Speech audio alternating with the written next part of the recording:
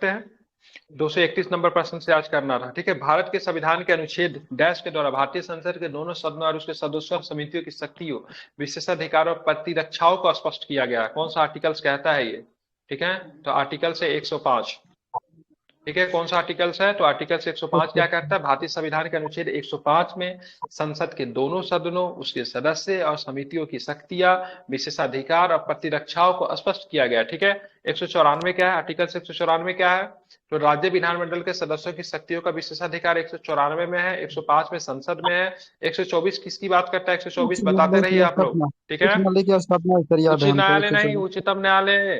ठीक उच्चतम है, कौन सा न्यायालय का। न्यायालय? उच्चतम न्यायालय। ठीक है, ध्यान रखेंगे, उच्चतम न्यायालय का। ठीक है, ध्यान में रखेंगे, उच्चतम न्यायालय का। ठीक है, अनुच्छेद 302 क्या बात करता है? अनुच्छेद 302 व्यापारी वाणिज्य व्यापार पर। वाणिज्य और ठीक है समापन पर निबंध आरोपित करने की संसद किसके पास होगी? शक्ति किसके पास होगी? संसद के पास होगी।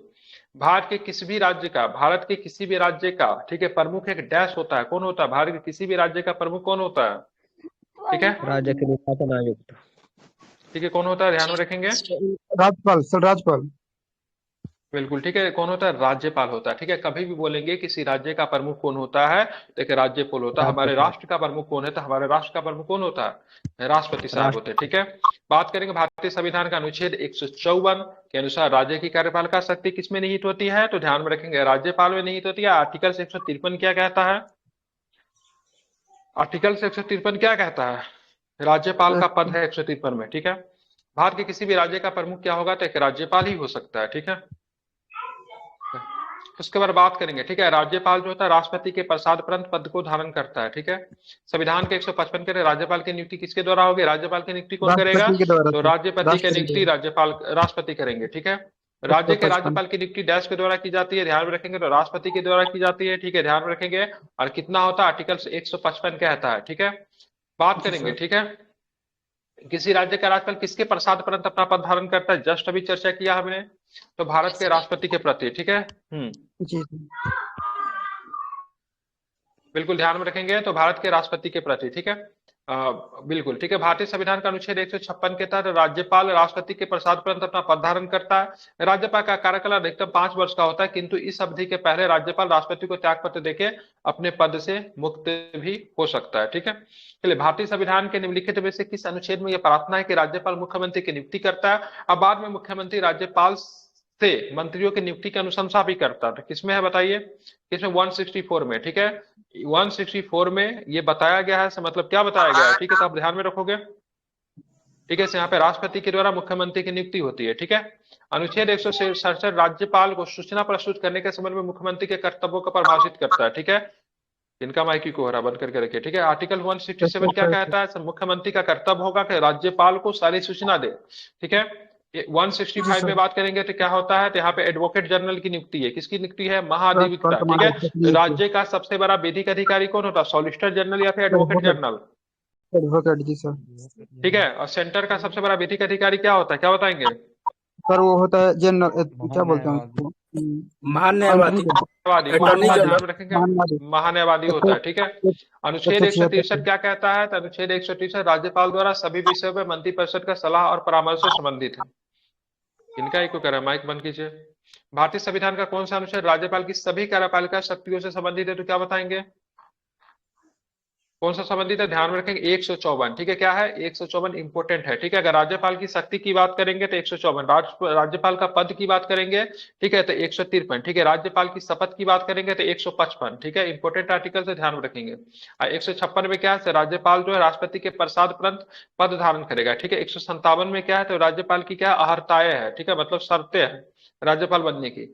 किसी राज्य के सभी कार्यकारी कार्य को डैश के नाम से किया जाता है, तो सिंपल सी बात है, देश का नाम आएगा राष्ट्रपति के नाम से, राज्य का नाम आएगा राज किसके नाम से? राज्यपाल के नाम से। बात राज्यपाल करें सर। ये भाग राज्यपाल। 6, भाग 6 में क्या है? स्टेट के बारे में सारी चीजें दी हुई है। ठीक है, भाग 5 में क्या है? तो केंद्र का सब कुछ दिया हुआ है। ठीक है, तो स्टेट भाग 6 की बात करेंगे 153 से लेकर 162 तक का आर्टिकल जो है, जो कि राज्यपाल के बारे में प्रावधान करता है, इंपोर्टेंट है। 153 के अनुसार क्या होगा? प्रत्येक राज्य का एक राज्यपाल होगा, या फिर एक राज्यपाल दो या एक या दो से मतलब अधिक स्टेट को भी मतलब क्या कर सकता है? संभाल सकता है। ठीक है, किसी राज्य के राज्यपाल के सब। राज्यपाल। और क्या आपका माइक हो रहा है? बंद कीजिए तो जरा। मतलब बोलने के बाद बंद कर दीजिएगा, ठीक है। किसी राज्य के राज्यपाल के सभी कार्यकारी कार्यों को राज्यपाल के नाम से ही किया या फिर अभिव्यक्त किया जाता है।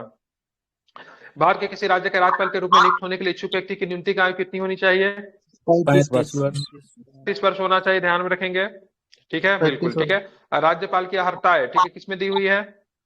157 योग्यता आर्टिकल है 157 में, ठीक। 153 में क्या है?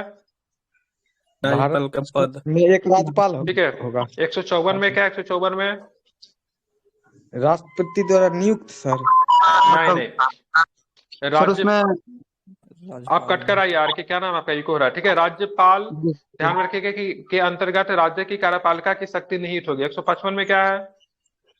राष्ट्रपति द्वारा नियुक्त है। राष्ट्रपति के द्वारा नियुक्ति है, ठीक है, ध्यान में रखेंगे, ठीक है। उसके बाद ऊपर में तो सब तो कराए है, ठीक है। 156 में क्या है? तो राज्यपाल जो है राष्ट्रपति के पश्चात अपना पद धारण करेगा। 157 में क्या है? तो राज्यपाल के नियुक्ति के लिए अर्हता है, ठीक है। चलिए, भारतीय संविधान का अनुच्छेद 167 के तहत वर्णित मुख्यमंत्री का कर्तव्य क्या है, तो क्या बताएंगे? मुख्यमंत्री का कर्तव्य क्या है? 167 में मुख्यमंत्री क्या क्या कर्तव्य होगा? मंत्रिपरिषद के सभी निर्णयों की सूचना जो है राज्यपाल को देगा, ठीक है। ये काम होगा मुख्यमंत्री का, मतलब मुख्यमंत्री जो है मंत्रिपरिषद मतलब किसके बीच में, ठीक है, राज्यपाल के बीच में क्या करेगा? करी का काम करेगा, ठीक है। मतलब मंत्रिपरिषद के सभी निर्णयों की सूचना राज्यपाल को देगा मुख्यमंत्री। आर्टिकल 167। 165 में क्या है? महाधिवक्ता की नियुक्ति है, ठीक है। महाधिवक्ता की नियुक्ति कौन करेगा? राज्यपाल बिल्कुल। किसे कर सकता है? तो ध्यान में रखिएगा, हाई कोर्ट का जो न्यायालय का न्यायाधीश बनने के काबिल हो उसी को करेगा, ठीक है। 164 में क्या है? तो मंत्रिपरिषद राज्य विधानसभा के प्रति सामूहिक रूप से मतलब उत्तरदायी होगी। मंत्रिपरिषद सामूहिक रूप से किसके प्रति उत्तरदायी होगी? ठीक है, बिल्कुल ठीक है, बिल्कुल ठीक है। विधानसभा का व्यक्तिगत रूप से किसके प्रति उत्तरदायी होगी? तो राज्यपाल के प्रति, ठीक है। राज्य सरकार की बर्खास्ती और राज्य विधानसभा के निलंबन के विघटन की सिफारिश करने की किसके पास शक्ति होती है? कौन कर सकता है? ठीक है, तो राज्यपाल कर सकता है, ठीक है, बिल्कुल ठीक है। कौन कर सकता है? राज्यपाल कर सकता है। भारतीय संविधान का कौन सा अनुच्छेद में कहा गया कि विधानमंडल में विश्रांति काल के दौरान अध्यादेश पर खारिज करने की शक्ति राज्यपाल के पास होगा? राज्यपाल का अध्यादेश कितना है? 213 में। 123 में किसका अध्यादेश है? 123 में राष्ट्रपति का बिल्कुल राष्ट्रपति का है, ठीक है, बिल्कुल। 210 में क्या है? 210 में क्या है? विधानमंडलों में बिल्कुल, विधानमंडलों में प्रयोग की जाने वाली भाषा है, ठीक है, 210 में, ठीक है। 212 में क्या है? 212 में न्यायालय द्वारा विधानसभा न्यायालय जो है ना, न्यायालय जो है विधानमंडल के, ठीक है ना, विधानमंडल के किसी भी प्रकार के कार्यवाही की जांच नहीं करेगी। 214 में क्या है? तो राज्यों के लिए एक उच्च न्यायालय है, ठीक है। 214 में क्या है? तो राज्य के लिए एक उच्च न्यायालय है, ठीक है। 124 में क्या है? 124 में तो क्या है? सेंटर के लिए एक हाई उसके सुप्रीम कोर्ट। 124 supreme court. उच्च न्यायालय 214 में उच्च न्यायालय, 124 में उच्चतम न्यायालय, ठीक है, सुप्रीम कोर्ट। जी सर, ये डैश दोनों कैबिनेट और इम्पोर्टेंट है सर, हाँ दोनों बिल्कुल, डैश important है। कैबिनेट और राज्य के बीच में संपर्क का एकमात्र कड़ी है। राज्य और कैबिनेट के बीच में कौन करता है? राज्य के एजेंट के, कैबिनेट के एजेंट के तौर पर राज्य में कौन रहता है? ठीक है, तो राज्यपाल रहता है। राज्यपाल मुख्यमंत्री क्या दिया है प्रश्न? फिर से पढ़िए। मुख्यमंत्री कर दिया सर, क्या सर डिस्कशन ही ठीक था। डैश कैबिनेट और राज्यपाल के बीच में संपर्क की एकमात्र कैबिनेट और राज्य, कैबिनेट की बारे में बात हो रही है, केंद्र के बीच बात है। केंद्र अगर बोलेगा ना तो इसका आंसर क्या होगा? क्या होगा? राज्यपाल होगा, ठीक है, अगर बोलेगा, ठीक है। अगर कैबिनेट बोलेगा तो विधानमंडल का कैबिनेट और राज्यपाल के बीच में, जिसको मंत्रिपरिषद कहते हैं, तो देने इसका आंसर क्या होगा? राज्यपाल क्या हो जाएगा? मुख्यमंत्री हो जाएगा। मतलब मुख्य आर्टिकल 167 क्या कहता है? आर्टिकल 167 के अनुसार मुख्यमंत्री का कर्तव्य होगा तो मंत्रिपरिषद से संबंधित सारी जानकारी किसे दे? किसे दे? तो राज्यपाल के दे, ठीक है। 164 में बात करेंगे, 164 में मुख्यमंत्री है, और मुख्यमंत्री की नियुक्ति कौन करेगा? मुख्यमंत्री खुद बन जाएगा या फिर मतलब क्या होगा? राष्ट्रपति के, राज्यपाल के द्वारा किया जाएगा, राज्यपाल द्वारा किया जाएगा, ठीक है। दिल्ली का मुख्यमंत्री की नियुक्ति कौन करेगा? दिल्ली का मुख्यमंत्री का नियुक्ति राज्यपाल करता है ना, राष्ट्रपति राष्ट्रपति करेंगे। शपथ भी राष्ट्रपति को ही देता है, ठीक है, केंद्र शासित प्रदेश है ये, ठीक है, ध्यान में रखेंगे, ठीक है। चलिए बात करेंगे, बहुमत दल का नेता होता है सामान्यतः वही जो होता है मुख्यमंत्री के पद पर नियुक्त होता है। जनवरी 2021 तक किसी भी भारतीय राज्य केंद्र शासित प्रदेश की सबसे लंबे समय तक महिला मुख्यमंत्री रहने वाली महिला का नाम क्या है? तो उनका नाम है शीला दीक्षित। शीला दीक्षित कहाँ का मुख्यमंत्री रही थी? दिल्ली दिल्ली की पहली मुख्यमंत्री कौन? महिला मुख्यमंत्री कौन? सुषमा स्वराज। सुषमा नहीं, स्वराज। सुषमा स्वराज। सुषमा स्वराज दिल्ली सर की सुषमा पहली स्वराज मुख्यमंत्री महिला रही। हाँ सर वो ठीक तो है, नहीं है विदेश ना। मंत्री भी रही है। क्या? जी जी हाँ हाँ, वही वो सुषमा तो स्वराज है, बिल्कुल बीजेपी जी वो वाली मर वही सुषमा गई। स्वराज है। ठीक है, ध्यान में बहुत पाते अच्छी रहो। सर। शीला दीक्षित बस, शीला दीक्षित हाँ अच्छी थी। ठीक है, सर बहुत अच्छी शीला भाषण दी दीक्षित, थी पीएनए में। हाँ उनका भाषण बहुत अच्छा है। ठीक है, शीला दीक्षित दिल्ली की सबसे लंबी समय तक सेवा करने वाली मुख्यमंत्री थी। शीला दीक्षित किसी भी भारतीय राज्य की के शासित प्रदेश की सबसे लंबी समय तक मुख्यमंत्री पद पे रहने वाली महिला है। उन्होंने 1998 में 1998 से शुरू होकर 15 वर्ष की अवधि के दिल्ली की सेवा की थी। शीला ने कांग्रेस पार्टी को लगातार 3 बार चुनाव में जीत भी दिलाई थी। ठीक है, ध्यान में रखेंगे। ठीक है, तो शीला दीक्षित का नाम आप लोग ध्यान में रखिएगा। वैसे अगर बात करेंगे प्रथम महिला मुख्यमंत्री की बात करेंगे तो सुचेतरा कृपलानी जी होती है, जो कि उत्तर प्रदेश की होती है। बिहार के मुस्लिम पहला में सर मुख्यमंत्री की सैयद बात अनवर करेंगे। तैमूर। हाँ बिल्कुल ठीक है, बिहार कहाँ की थी? केरला की थी क्या वो? असम की सर, असम की ना। असम की, असम के, असम की। और बिहार में तो जानते हैं राबड़ी देवी। ठीक है, राबड़ी देवी। हम्म। साउथ में जाएंगे तो आपको जयललिता जी मिलेगी, अम्मा की दीदी अम्मा बोलते थे इनको। ठीक है, भारतीय संविधान का कौन सा अनुच्छेद राज्य का महाधिकता की बात करता है? एक सौ राज्य की पैंसठ महाधिकता 165 165। 165 165, ठीक है, ध्यान में रखेंगे। तो राज्यपाल ऐसे व्यक्ति को राज्य का महाधिवक्ता नियुक्त करेगा जो कि उच्च न्यायालय का न्यायाधीश होने की योग्यता रखता है। ठीक है, भारतीय संविधान का अनुच्छेद 177 के अनुसार महाधिवक्ता को राज्य के विधानमंडल की कार्यवाही में भाग लेने और बोलने का अधिकार होगा, किंतु मतदान का अधिकार नहीं होगा। वही बात हो जाती है जो कि अटॉर्नी जनरल के साथ होता है। ठीक है, बिल्कुल। अब बात करेंगे, हाँ ध्यान में रखिएगा, यहाँ पर 77 में क्या था? भारत सरकार की समस्त कार्यपालिका कार्यवाही राष्ट्रपति के नाम से की जाएगी। ठीक है, ध्यान में रखेंगे। 136 में क्या था? अपील के लिए उच्चतम न्यायालय की विशेष अनुमति जो है आर्टिकल 136 में है। भारत के राज्य का महाधिवक्ता की नियुक्ति कौन करता है? तो क्या बताएंगे? भारत के राज्यपाल। राज्य बिल्कुल ठीक है, कौन करेगा? राज्यपाल करेगा। आर्टिकल्स कौन सा है? तो 165 में है। एक सौ राज्यपाल कभी पैंसठ उसे उसके पद से हटा सकता है। ठीक है, फिर राज्यपाल के पश्चात परंतु वह पद धारण करता है। भारतीय संविधान के द्विसदनात्मक व्यवस्था क्या है? ये 2 सदनों वाला विधायी निकाय है। ठीक है, जैसे केंद्र में आ जाएंगे तो आपको विधान लोकसभा और राज्यसभा आपको देखने को मिलता है। ठीक है, राज्य में भी आपको 6 राज्यों में आपको 2 सदन मिलेगा, जिसको विधान परिषद या फिर उच्च सदन के नाम से जानते हैं। राज्यों में जाएंगे तो निम्न सदन के नाम से विधानसभा को जाना जाता है। 2 सदन कहाँ है? महाराष्ट्र में, तेलंगाना में, कर्नाटक में, आंध्र प्रदेश में, बिहार में, उत्तर प्रदेश में द्विसदनीय व्यवस्था। इसको याद कर लीजिए, इंपॉर्टेंट है। महाराष्ट्र में, कर्नाटक में, तेलंगाना में, आंध्र प्रदेश में, बिहार में और उत्तर प्रदेश में क्या है? तो द्विसदनीय व्यवस्था है। राज्य विधान परिषद की संरचना के संबंध में निम्नलिखित में से कौन सा कथन सत्य है?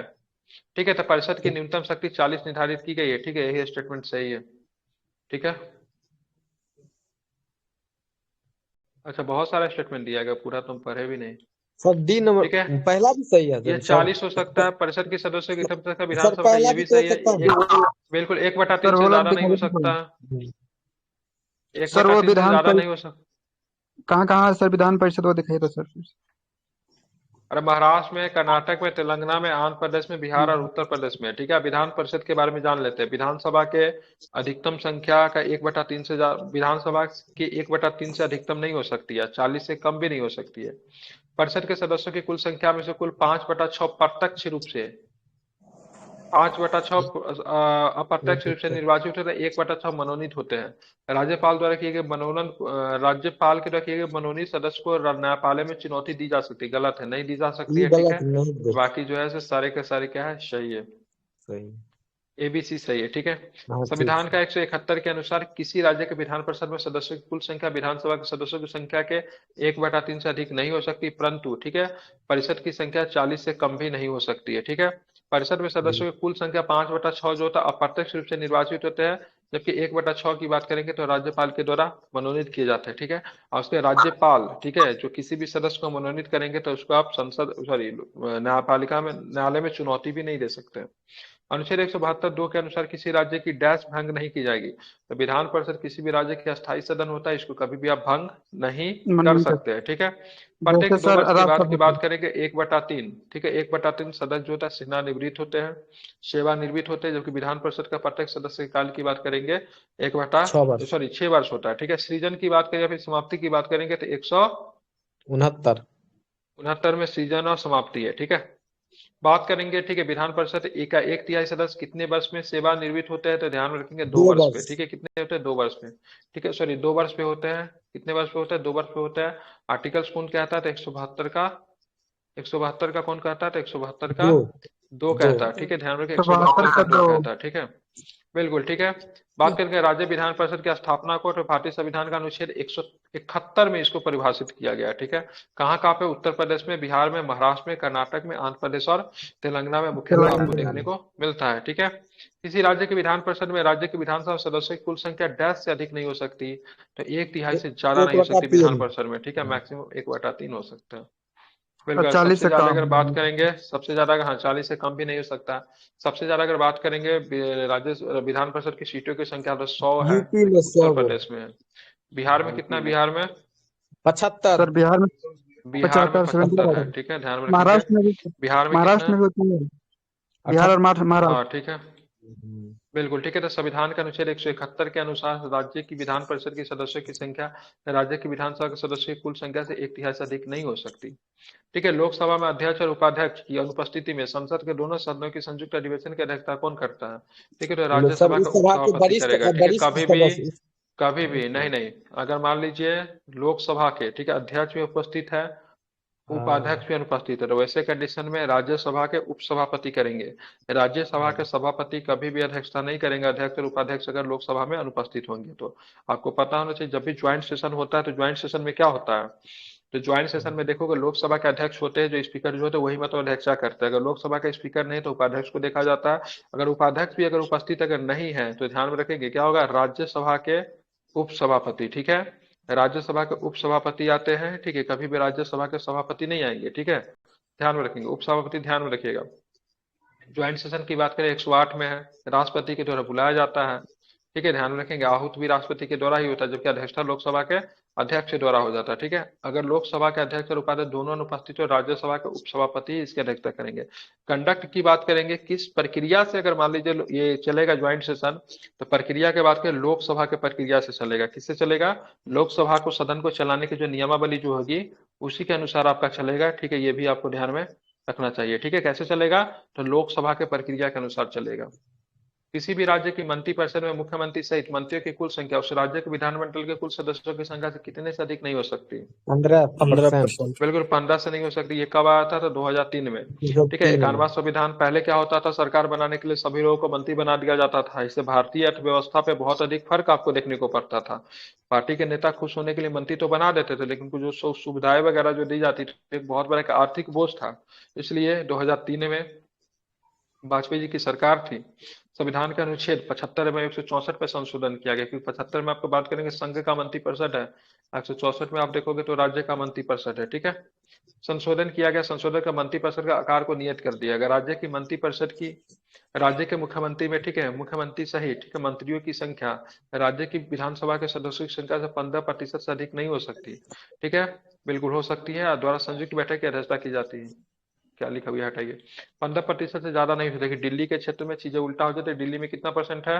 12% कि 10%? 10%। 10%। 10% है दिल्ली में, ठीक है।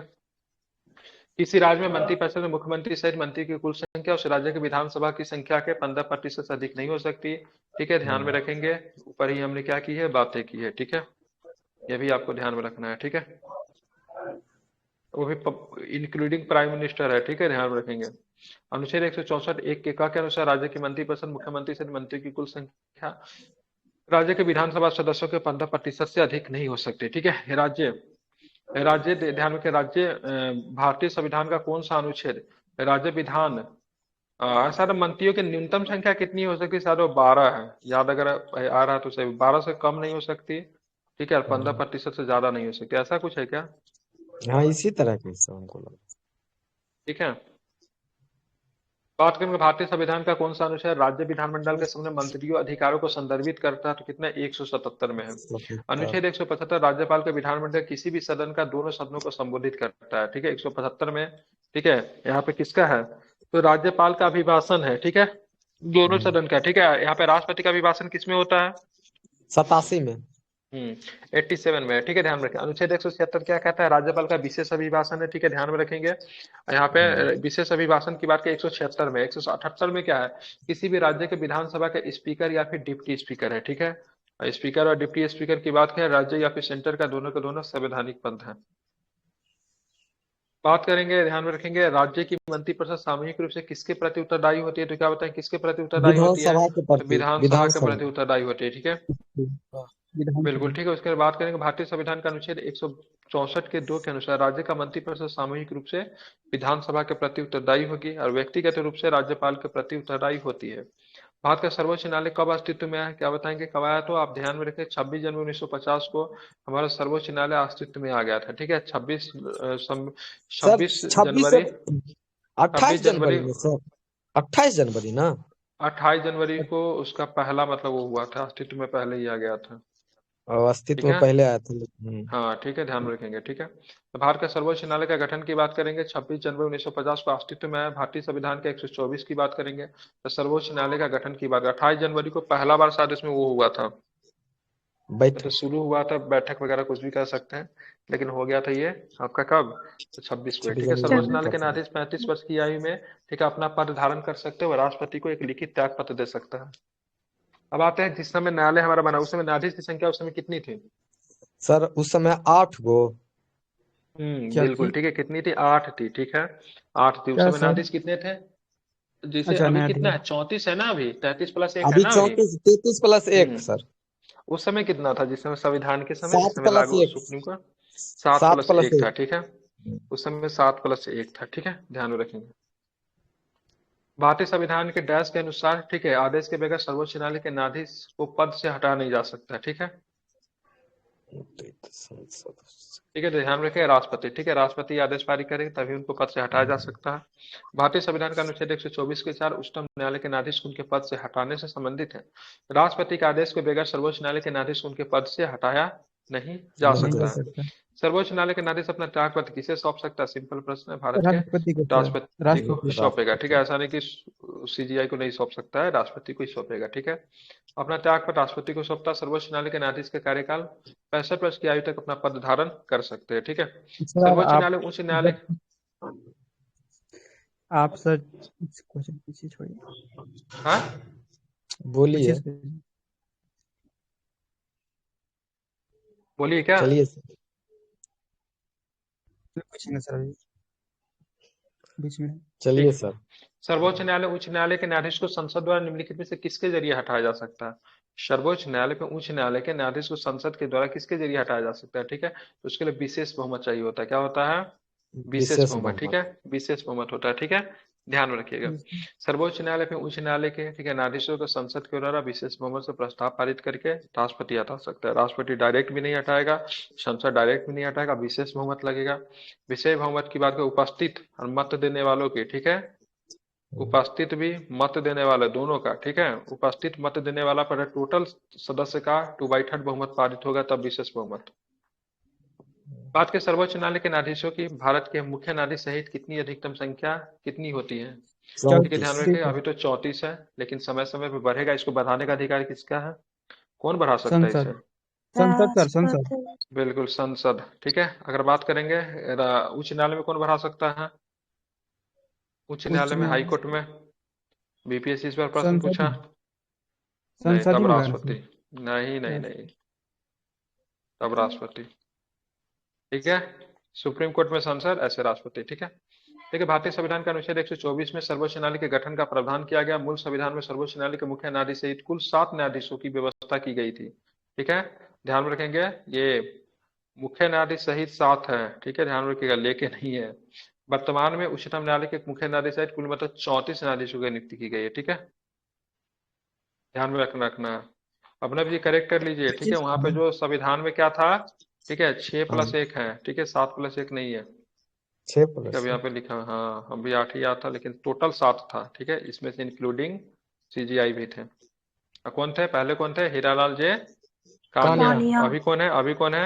अभी कौन है? अभी तो डीवाई चंचू। अभी ठीक, अभी कितने नंबर के चंद्रचूड़ चंचू साहब? 50। 50 नंबर के, 50। 50 नंबर का है, ठीक है, ध्यान में, कितने नंबर का है? 50 नंबर का, ठीक है। भारतीय संविधान के किस अनुच्छेद में कहा गया कि सर्वोच्च न्यायालय अभिलेख न्यायालय होगा? तो सर्वोच्च न्यायालय अभिलेख न्यायालय 129। 169 में, हाईकोर्ट अभिलेख न्यायालय 215 में, 215। ठीक है, 215 में, ठीक है। 131 में क्या था? सर्वोच्च न्यायालय का आरंभिक अधिकार था। 126 में क्या था? कार्यवाहक मुख्य न्यायाधीश की नियुक्ति कौन करेगा? तो राष्ट्रपति करेगा, ठीक है। राष्ट्रपति। भारत के सर्वोच्च न्यायालय के स्थान से संबंधित, ठीक है, प्रावधानों का उल्लेख किया गया, किस अनुच्छेद में किया गया है, क्या बताएंगे? 130 में किया गया, ठीक है। कोई आदमी 10 मिनट 5 मिनट तक प्रश्न पूछेगा, थोड़ा हमको गाड़ी वो लगाना सर है, ठीक है, हम आ गलत जाएंगे, है, ठीक है। 6+1 गलत है, 7+1 सर होगा हर जगह। हाँ वही सर 7+, हम वही किताब देखने के लिए निकाल रहे थे इसलिए वो गलत दे वह दिया है देख वहां पे। लीजिए, वो वहां पे हो गलत सकता है, छपा है हम सर। हमको भी तो 7+1 ही याद था, अभी और इसको देखे सर तो गलत। और एक सर क्वेश्चन वहां वहां पर ही गलत डाउट दे हो दिया रहा हमको। कि लोकसभा का अध्यक्ष और सर ये जो उपाध्यक्ष बुक नहीं में अभी रहेगा आप तो पढ़े आप ना वो लगता कैसे है वही राज्यसभा गलत है। सभापति अध्यक्षता करेंगे, वो भी डाउट है सर, क्योंकि राष्ट्रपति के द्वारा नहीं वो सही है। पैनल जो होता है ना 6 या 7 सदस्य होते हैं, नहीं उसमें नहीं से वो सही, कहते नहीं हैं। नहीं नहीं नहीं नहीं। वो कब होता है, पैनल कब काम करता है?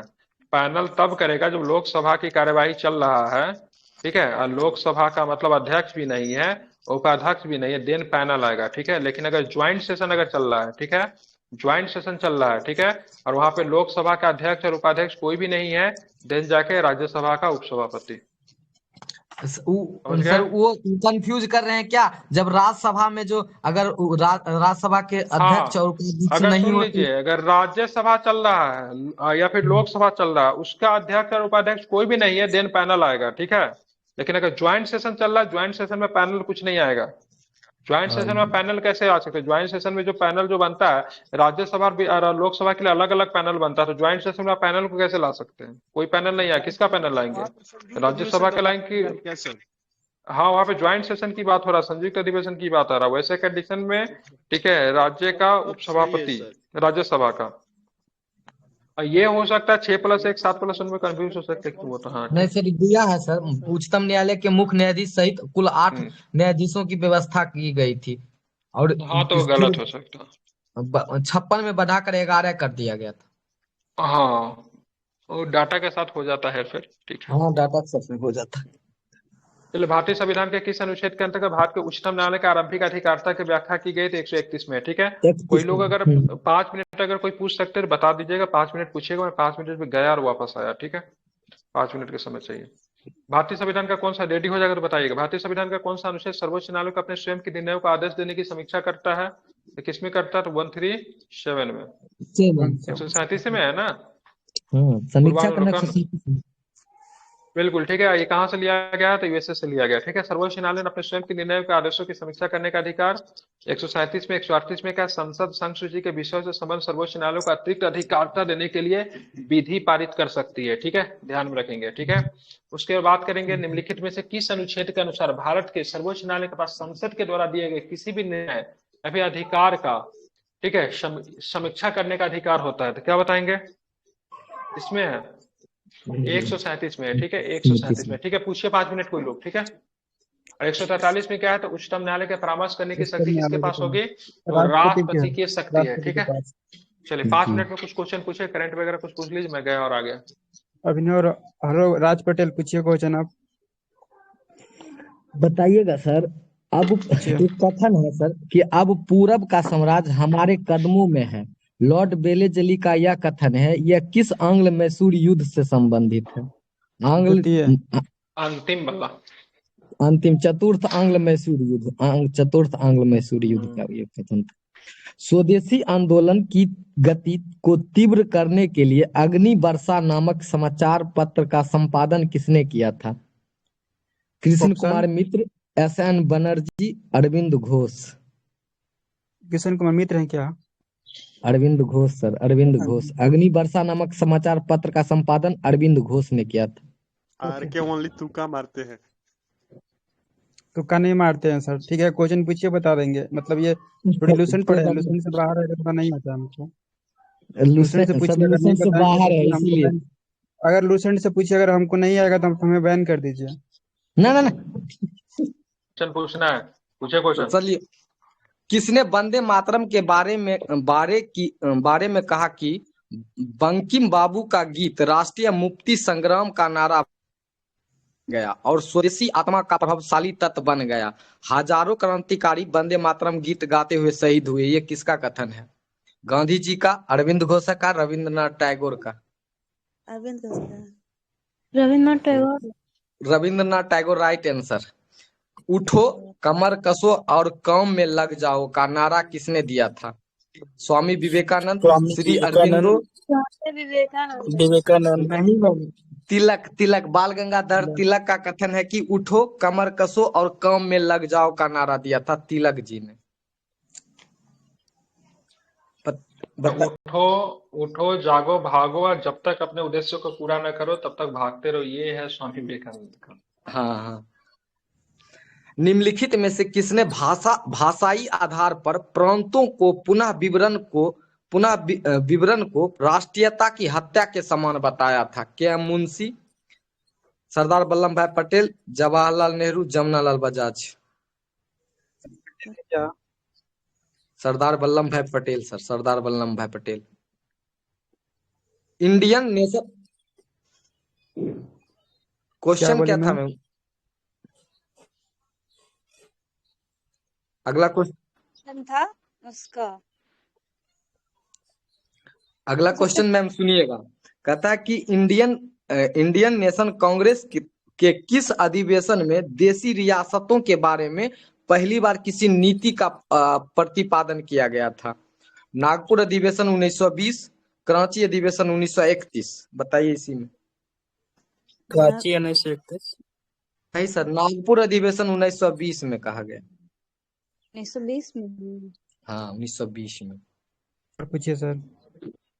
पूछ रहे हैं सर, रुकिए। आए हो मतलब कोई पीडीएफ वगैरह है क्या? या फिर बुक से? क्या नहीं बोल सर, रही है मैम? बताइएगा पहला व्यक्ति कौन था जिसने स्वदेशी आंदोलन के विचार आधार की वकालत की थी? पहला व्यक्ति कौन था जिसने स्वदेशी आंदोलन के विचारधारा की वकालत की थी? दयानंद सरस्वती, भोलानाथ चंद्र, कृष्ण कुमार मित्र, रविंद्रनाथ ठाकुर। दयानंद सरस्वती। नहीं, भोलानाथ चंद्र हो जाएगा मैम इसका आंसर। भोलानाथ चंद्र। हाँ दिया है कुछ। ये थोड़ा दूसरे। अच्छा बताइएगा, किस लोकसभा चुनाव में पहली बार शैम्पेन जनजाति ने मतदान किया था? किस लोकसभा चुनाव में पहली बार शैम्पेन जनजाति, जो अंडमान निकोबार द्वीप समूह में पाए जाते हैं, उसने मतदान किया था? 14वीं लोकसभा, 15वीं लोकसभा, 16वीं लोकसभा, 17वीं लोकसभा। मोदी जी 14 में आए थे ना, 16वीं में साथ किया था ये लोग। हाँ 16वीं बिल्कुल सही है सर, मोदी जी वाला 16वीं। वोट किया था। मोदी अच्छा जी को सब बताइए, वोट करके कथन है, जीता है। किसने कहा था कि मैं स्थल मार्ग को तो बंद कर सकता हूं पर समुद्र को नहीं सुखा सकता? हैदर अली, महात्मा अली गांधी। वर्दी खान, टीपू सुल्तान। अलीवर्दी कहाँ बोला था? अलवर्दी क्या हो क्या? नहीं सर, हैदर टीपू अली ने सुल्तान। कहा। हैदर अली का कथन था कि बोला मैं था हैदर अली। स्थल मार्ग को तो बंद कर सकता पर समुद्र को सुखा नहीं सकता। तो बोला था। नहीं, हैदर का स्टेटमेंट है। टीपू हैदर का सुल्तान का स्टेटमेंट है ये। अगला क्वेश्चन लीजिए। किसने कहा था कि मैं यदि अंग्रेजों को बंगाल से बाहर करूंगा तो समुद्र में आग लग जाएगी?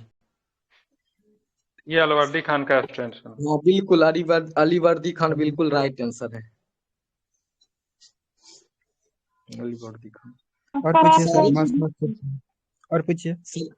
सारे अनुभव हमें यह बताते हैं कि जब एक विजेता जाति दूसरे जाति पर शासन करती है तो एक निरंकुश सरकार ही सरकार का सबसे नरम रूप हो सकती है। ये कथन किसका है? Lansdowne, James Mill, Charles Wood, Tipu Sultan. Charles Wood का कथन है, चार्ल्स वुड।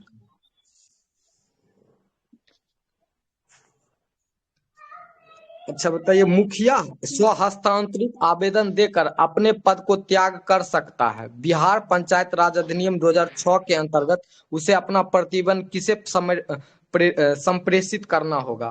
प्रखंड विकास पदाधिकारी को, उप विकास आयुक्त को, जिला परिषद जिलाधिकारी को, या जिला पंचायत पदाधिकारी को? प्रखंड विकास पदाधिकारी।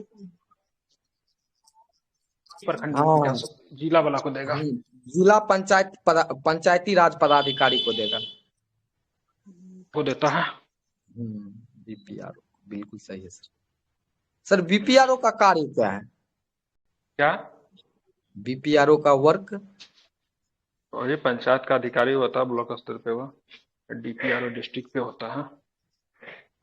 एक को सार एक ब्लॉक वाला को साथ ये देता है, सरपंच देता है अपना त्याग पत्र साथ।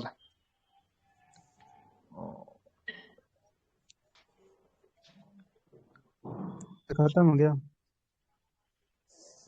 और बताइए 1881 में भारत में नियमित और वैज्ञानिक ढंग से जनगणना का कार्य आरंभ हुआ था, परंतु किन दो रियासतों को जनगणना 1881 से पृथक रखा गया? हैदराबाद बिलवरी को या हैदराबाद हैदराबाद को? और राजपूताना हो जाएगा इसका आंसर। हाँ बिल्कुल, हैदराबाद और राजपूताना, बिल्कुल सही। परफेक्शन का सेट का क्वेश्चन नहीं है सर, परफेक्शन से पूछ रहे हो आप। हाँ हाँ सर, ये बताइएगा किसने देखिए कहा था मैं स्वधीन भारत में मरना चाहता था परंतु मेरी इच्छा पूर्ण ना हो सकी? बीजी तिलक, मोतीलाल नेहरू, लाला लाजपत राय। लाला लाजपत राय। मोतीलाल नेहरू का कथन था, मोतीलाल नेहरू का। वही ना। और पूछिए। पूछिए आप सर हो गया क्वेश्चन। पढ़ाई? पूछ दीजिए हो लास्ट गया? सर बोल। हो गया हो गया। एक और पूछ लीजिए मेरे तरफ एक से। और पूछिए आप। सर बताइए तो हिंदुस्तान रिपब्लिकन एसोसिएशन का मैनिफेस्टो किसने तैयार किया था? हिंदुस्तान रिपब्लिक एसोसिएशन का मैनिफेस्टो किसने तैयार किया था? राम प्रसाद बिस्मिल, अशफाक उल्लाह खान, सचिंद्र नाथ सन्याल। ये होगा आपका सन्याल साहब थे क्या? सन्याल होगा शायद। सन्याल साहब। सचिन तो हम बोले इसकी स्थापना कब हुआ था? इसकी स्थापना 1940। कानपुर में, ठीक है। HSRA की बात करेंगे तो 1928 में दिल्ली में। चलिए आगे चलते हैं। इन्हीं का एक अच्छा सदस्य क्वेश्चन जिसका था। नाम था, इन्हीं का एक सदस्य था जिसने लिखा था फिलोसफी ऑफ बम। किसने लिखा था? भगवती चरण बोहरा। भारतीय संविधान का कौन सा अनुच्छेद ये निर्धारित करता है कि सर्वोच्च न्यायालय द्वारा घोषित कानून भारत के क्षेत्र के भीतर सभी अदालतों में बाध्यकारी होगा? ठीक है, अगर सर्वोच्च न्यायालय अगर किसी भी तरह का जो कानून बनाती है तो भारत के जितने भी न्यायालय होगा सब पे बाध्यकारी होगा। ठीक है, अनुच्छेद 141। ऐसा इसलिए होता है कि हमारी न्यायपालिका व्यवस्था की बात करेंगे तो एक हरी और एकीकृत है। ठीक है, ध्यान में रखेंगे। इसीलिए 141 ये कहता है अगर सर्वोच्च न्यायालय किसी भी तरह का घोषित अगर कोई विधि बनाती है तो भारत के राज्य क्षेत्र के सभी अदालतों पे उनका जो विधि जो होगा बाध्यकारी होगा। ठीक है, जबकि 143 क्या कहता है? सर्वोच्च न्यायालय को सलाहकारी, ठीक है, अधिकारिता भी दी गई है। 143 निम्नलिखित में किससे संबंधित है? तो वही हो जाएगा फिर से बार बार। ठीक है, उच्च न्यायालय को कुछ मामलों में नहीं, उच्चतम न्यायालय के राष्ट्रपति के, उच्चतम न्यायालय को परामर्श करने की राष्ट्रपति की शक्ति। इसमें क्या 143 में क्या है? तो उच्चतम न्यायालय से परामर्श करने की राष्ट्रपति की शक्ति की बात करेंगे तो 143 में है। ठीक है, ध्यान में रखेंगे। बिल्कुल ठीक है, 131 130 143 सही कहता है, लेकिन राष्ट्रपति को अगर जो एडवाइस दिया जाएगा राष्ट्रपति उसे मानने के लिए बाध्य नहीं है। सुप्रीम कोर्ट भी कुछ मायनों में राष्ट्रपति को एडवाइस देने लिए के बाध्य नहीं है, लेकिन अगर संवैधानिक मामला अगर बात आएगा, ठीक है, संवैधानिक स्ट्रक्चर की बात आएगा तो सुप्रीम कोर्ट बाध्य है उस मामले में। ठीक है, भारत के संविधान का व्याख्या करने की शक्ति किसके पे? तो सर्वोच्च न्यायालय के पास, केवल सर्वोच्च न्यायालय के पास, उच्च न्यायालय के पास नहीं है। ठीक है, ध्यान में रखेंगे। बात करें भारत में लोकतंत्र का आधार, लोकतंत्र का आधार कानून का शासन है। इसका अर्थ है कि हमारे पास डैश होना चाहिए। भारत में लोकतंत्र का आधार कानून के शासन है कि हमारे पास क्या होना चाहिए? तो हमारे पास मतलब क्या होना चाहिए? स्वतंत्र मतलब क्या होना चाहिए? एक न्यायपालिका होनी चाहिए। ठीक है, बिल्कुल ठीक है। न्यायपालिका के द्वारा देखेंगे भारतीय संविधान में नागरिकों को 6 प्रकार के मौलिक अधिकारों का प्रावधान किया गया है। यदि कोई नागरिकों के मौलिक अधिकार प्रतिबंध लगाने का प्रयत्न करे तो न्यायपालिका उसे दंडित करने का प्रावधान कर सकती है। स्वतंत्र भारत में पहला विधि आयोग की बात करें, पहला विधि आयोग की बात करेंगे कब बना था? ध्यान में रखेंगे तो 1955 में बना था। वैसे पहली बार विधि आयोग की बात करेंगे भारत में तो 1834 में बना था। 1834 मैकाले पहला था। तो 1834 में ही ना बना था। हाँ 34 में। ठीक है, MC सीतलवार की बात करेंगे, ध्यान में रखेंगे तो ये कब थे? ठीक है, ये थे। अभी जो है अभी कोई ऋतुराज अवस्थी है, RK अवस्थी साहब है कि बदल गए? नहीं सर, ऋतुराज अवस्थी है। वही ठीक है, है तो यही वही है। है। ठीक है, ध्यान में रखेंगे विधि आयोग। अब आगे चलेंगे। पहला वाला जो थे भारत में आजाद भारत में सीतलवार साहब थे। ठीक है, अब बात करेंगे, ठीक है, भारतीय न्यायिक प्रणाली PIL का अर्थ क्या है? तो PIL का मतलब पब्लिक इंटरेस्ट लिटिगेशन होता है PIL का। ठीक है, ध्यान में रखेंगे। तो बात करें जनहित याचिका, इसको हिंदी में बोलते हैं अथार्ट। ठीक है, पब्लिक इंटरेस्ट लिटिगेशन का सर्वोच्च न्यायालय का अनुच्छेद 32 एवं किसी भी उच्च न्यायालय में अनुच्छेद 226 के तहत दायर की जा सकती है। भारत के जनहित याचिका के जनक न्यायमूर्ति PN भगवती को माना जाता है। आई थिंक 1985-86 के आसपास ये आपको देखने को मिलता है। नहीं, कब देखने को मिलता है? 50 86 85 85 86 ही होगा। ठीक है, एक बार देख लीजिए, डाटा चेक कर लीजिए। ठीक है, निम्नलिखित कौन सी जनहित याचिका, ठीक है, निःशुल्क कानूनी सहायता का अधिकार से संबंधित है? तो हुसैन आरा खातून बनाम बिहार राज्य। ठीक है, एक केस था हुसैन आरा खातून बनाम बिहार राज्य। ठीक है, इसको आपको ध्यान में रखिएगा, निःशुल्क कानूनी सहायता के अधिकार से संबंधित है। जनहित याचिका कोर्ट में रिपोर्ट किया गया है, देश का पहला मामला था जिसके द्वारा जेलों में बंद विचाराधीन कैदियों पर किए जा रहे अमानवीय बर्ताव पर प्रकाश डाला गया था। जेल में बंद विचाराधीन कैदी जो थे, इन्हें अपने अपराध की सजा से अधिक समय तक जेलों में रहना पड़ा था। ठीक है, बात करेंगे जनहित याचिका की अवधारणा कहाँ से उत्पन्न होती है, तो ध्यान में रखिएगा, ये यूएसए से है। ठीक है, ध्यान में, यूएसए से लिया गया है। संयुक्त राज्य अमेरिका की अवधारणा से सर्वप्रथम, ठीक है, अमेरिका यूएसए में देश में उत्पन्न हुई। भारत में जनहित याचिका अमेरिका से काफी भिन्न है। भारत में जनहित याचिका के जनक की बात करें, भगवती साहब जो है भारत में जनहित याचिका के क्या है, जनक है। जनहित याचिका भारतीय कानून के सार्वजनिक हित की रक्षा के लिए मुकदमे का प्रावधान है। मानव अधिकारों और समानता को आगे बढ़ाने या व्यापक चिंता के मुद्दे पर उठाने के लिए जनहित याचिका कानून का उपयोग। आप भी किसी के खिलाफ जनहित याचिका दायर कर सकते हैं अगर आपको लगता है इस केस में इस व्यक्ति बच गया है, इसके ऊपर मतलब और भी जांच पड़ताल होनी चाहिए, तो आप भी किसी के खिलाफ मतलब जनहित याचिका को दायर कर सकते हैं। ठीक है, अभी मन करे तो प्रयोग उस करके समय सर देखिए। ये मुख्य न्यायाधीश नहीं थे, न्यायाधीश थे सर। मुख्य न्यायाधीश डीवाई चंद्रचूड़ जी के जिस समय इनके पिताजी थे, वो उस समय मुख्य न्यायाधीश थे। जज बिल्कुल बताइए, ये मुख्य न्यायाधीश नहीं थे पीएन भगवती साहब, वहां पे डीवाई चंद्रचूड़, इसलिए कभी कभी कंफ्यूजन भी होता है। ठीक है, और जी अभी बिल्कुल मुख्य सर। न्यायाधीश कौन थे, तो वही थे जो कि अभी इनके जिनके पिताजी जो हैं, इनके पुत्र साहब है अभी। ठीक है, उनके हाँ पिताजी थे डीवाई चंद्रचूड़। ठीक है, मुख्य न्यायाधीश नहीं थी, न्यायाधीश थे। ठीक है, पीएन भगवती थी। और कब 86 में है क्या, 1986 है? सर, उस समय 86 में तो पीएन भगवती बन गए थे मुख्य न्यायाधीश। वो 78 करीब स्टार्ट हुआ था। जो हमारी हमारे बिहार की एक महिला थी, वकील थी, उनका नाम मैंने याद नहीं आ रहा है, तो उन्हें इसका याचिका का सर माता कहते हैं उन्हें, उनका नाम ही नहीं याद आ रहा मुझे। ये सर उसका नाम है, ये क्या नाम है? मुस्लिम महिला थी, मुस्लिम महिला थी। नहीं नहीं, मुस्लिम नहीं थी सर, बिहार की थी। बिहार का जानता हूँ मैं उनको, वो सुप्रीम कोर्ट की वकील थी। उनका फोटो भी वहां पे लगा है। उनको जनहत्या की माता कहते हैं। अहमदिया का, अहमदिया। अहमदिया, वो तो आंदोलन चला था बिहार में। नहीं सर, नहीं नहीं उसका सर, वो क्या नहीं, नाम है? अहमदिया नहीं। पुष्पा वो सर कपिला नाम बता देंगे सर। हिगोरानी सर। महिला सर न्यायाधीश है। पुष्पा कपिला हिगोरानी। एकदम एकदम, दैट्स राइट, हाँ, दैट्स राइट, हिगोरानी। हाँ हाँ हाँ, ये ऑप्शन से याद आ जाता। संविधान में न्यायिक पुनर्विलोकन पद का कितनी बार उल्लेख हुआ है? ठीक है, ध्यान में रखेंगे, तो कहीं भी उल्लेख नहीं है। न्यायिक कहीं भी पुनर्विलोकन उल्लेख की बात करेंगे, संविधान में कहीं भी उल्लेख नहीं है। ठीक है, न्यायिक पुनर्विलोकन की शक्ति की बात करेंगे, सुप्रीम कोर्ट के पास है। ठीक है, ध्यान में रखेंगे। देखिए, संविधान के अनुच्छेद 13, 32, 132, 33, 226 के द्वारा उच्चतम न्यायालय में उच्च न्यायालय को न्यायिक पुनर्विलोकन की शक्ति दी गई है। 13 में न्यायिक पुनर्विलोकन क्या है? सर मौलिक 13 अधिकार कहता का है अल्पीकरण। हाँ, मौलिक अधिकार का अल्पीकरण है। इसमें न्यायिक पुनर्विलोकन कर सकते हैं अगर मान लीजिए संसद हो गया, किसी भी तरह का कानून बनाती है जो कि मौलिक अधिकारों को कम करती है, तो अब 13 का अधिकार मौलिक मतलब क्या, मौलिक अधिकार का अल्पीकरण नहीं होगा। ठीक है, उस कानून का अल्पीकरण होगा। ठीक है, या फिर कानून का हाँ समाप्ति बात हो समझ जाएगा। ठीक है, मौलिक अधिकार के सेव करने के लिए। ठीक है, फिर 32 भी है, 132 भी है, 33 भी है, 226 भी हाईकोर्ट वाला, ये हो गया। तो 3 तो आपको याद रहेगा, 132, 133 ध्यान रखिए। इस सब में उच्चतम न्यायालय के और एवं उच्च न्यायालय के न्यायिक पुनर्विलोकन की शक्ति दी गई है, लेकिन भारतीय संविधान में कहीं भी इसका जिक्र नहीं देखने को मिलता है। ठीक है, उच्च न्यायालय के न्यायाधीश की सेवानिवृत्ति की आयु कितनी है, तो उच्च न्यायालय का क्या बताएंगे, 62 उच्च न्यायालय के वर्ष। बिल्कुल। ठीक है, ध्यान रखें, 62 वर्ष की बात करेंगे। 15वां संविधान संशोधन के बाद के 1963 के द्वारा, ठीक है, आप ध्यान में रखोगे, तो उच्च न्यायालय के न्यायाधीशों की सेवानिवृत्ति की आयु 60 से बढ़ाकर 62 कर दिया गया। उच्च न्यायालय के न्यायाधीश की सेवानिवृत्ति की आयु की बात करेंगे 62 ईयर्स है। भारत में सबसे पुराना उच्च न्यायालय की बात करें, कलकत्ता उच्च न्यायालय। गठन बता सकते कब हुआ था कलकत्ता उच्च न्यायालय का गठन? 17 हुआ था, नाम बताइए कलकत्ता के मद्रास, बाद। मुंबई, बम्बई मद्रास। मद्रास। ठीक है, आगरा उच्च न्यायालय का गठन कब हुआ था, आगरा उच्च न्यायालय का? 1866 सर, 1866। इसी को बाद में कहाँ शिफ्ट कर दिया गया, 75, इसको 75 में जाकर शिफ्ट कहाँ कर दिया गया?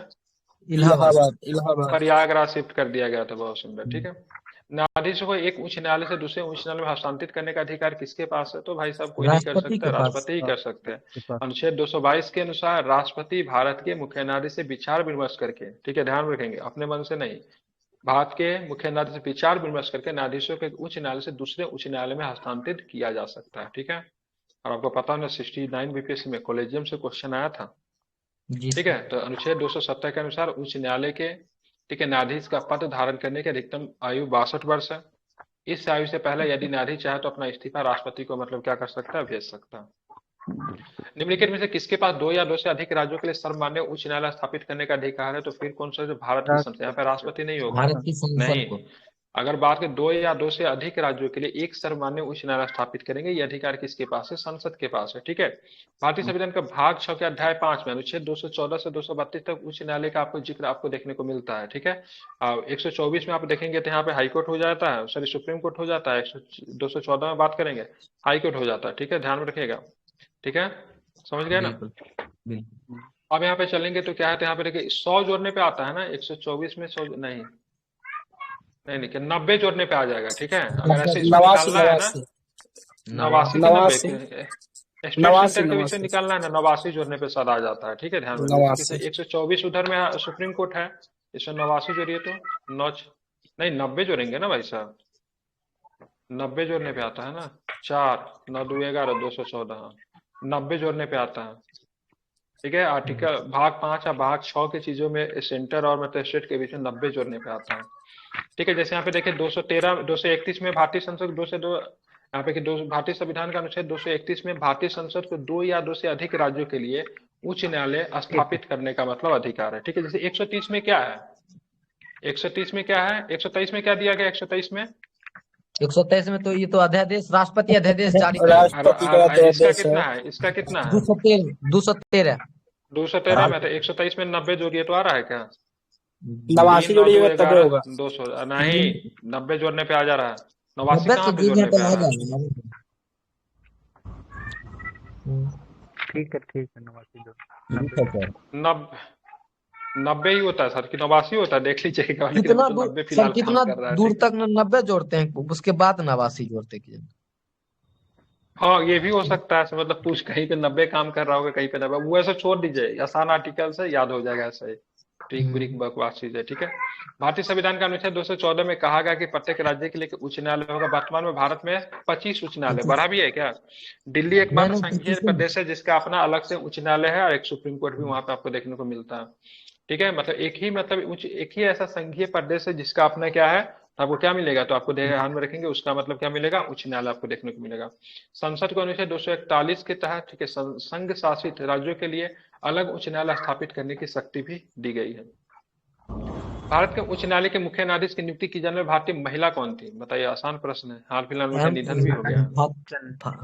सर ये लीला से नहीं नहीं, सॉरी, उच्च न्यायालय बोल रहा है क्या। हाँ, उच्च न्यायालय।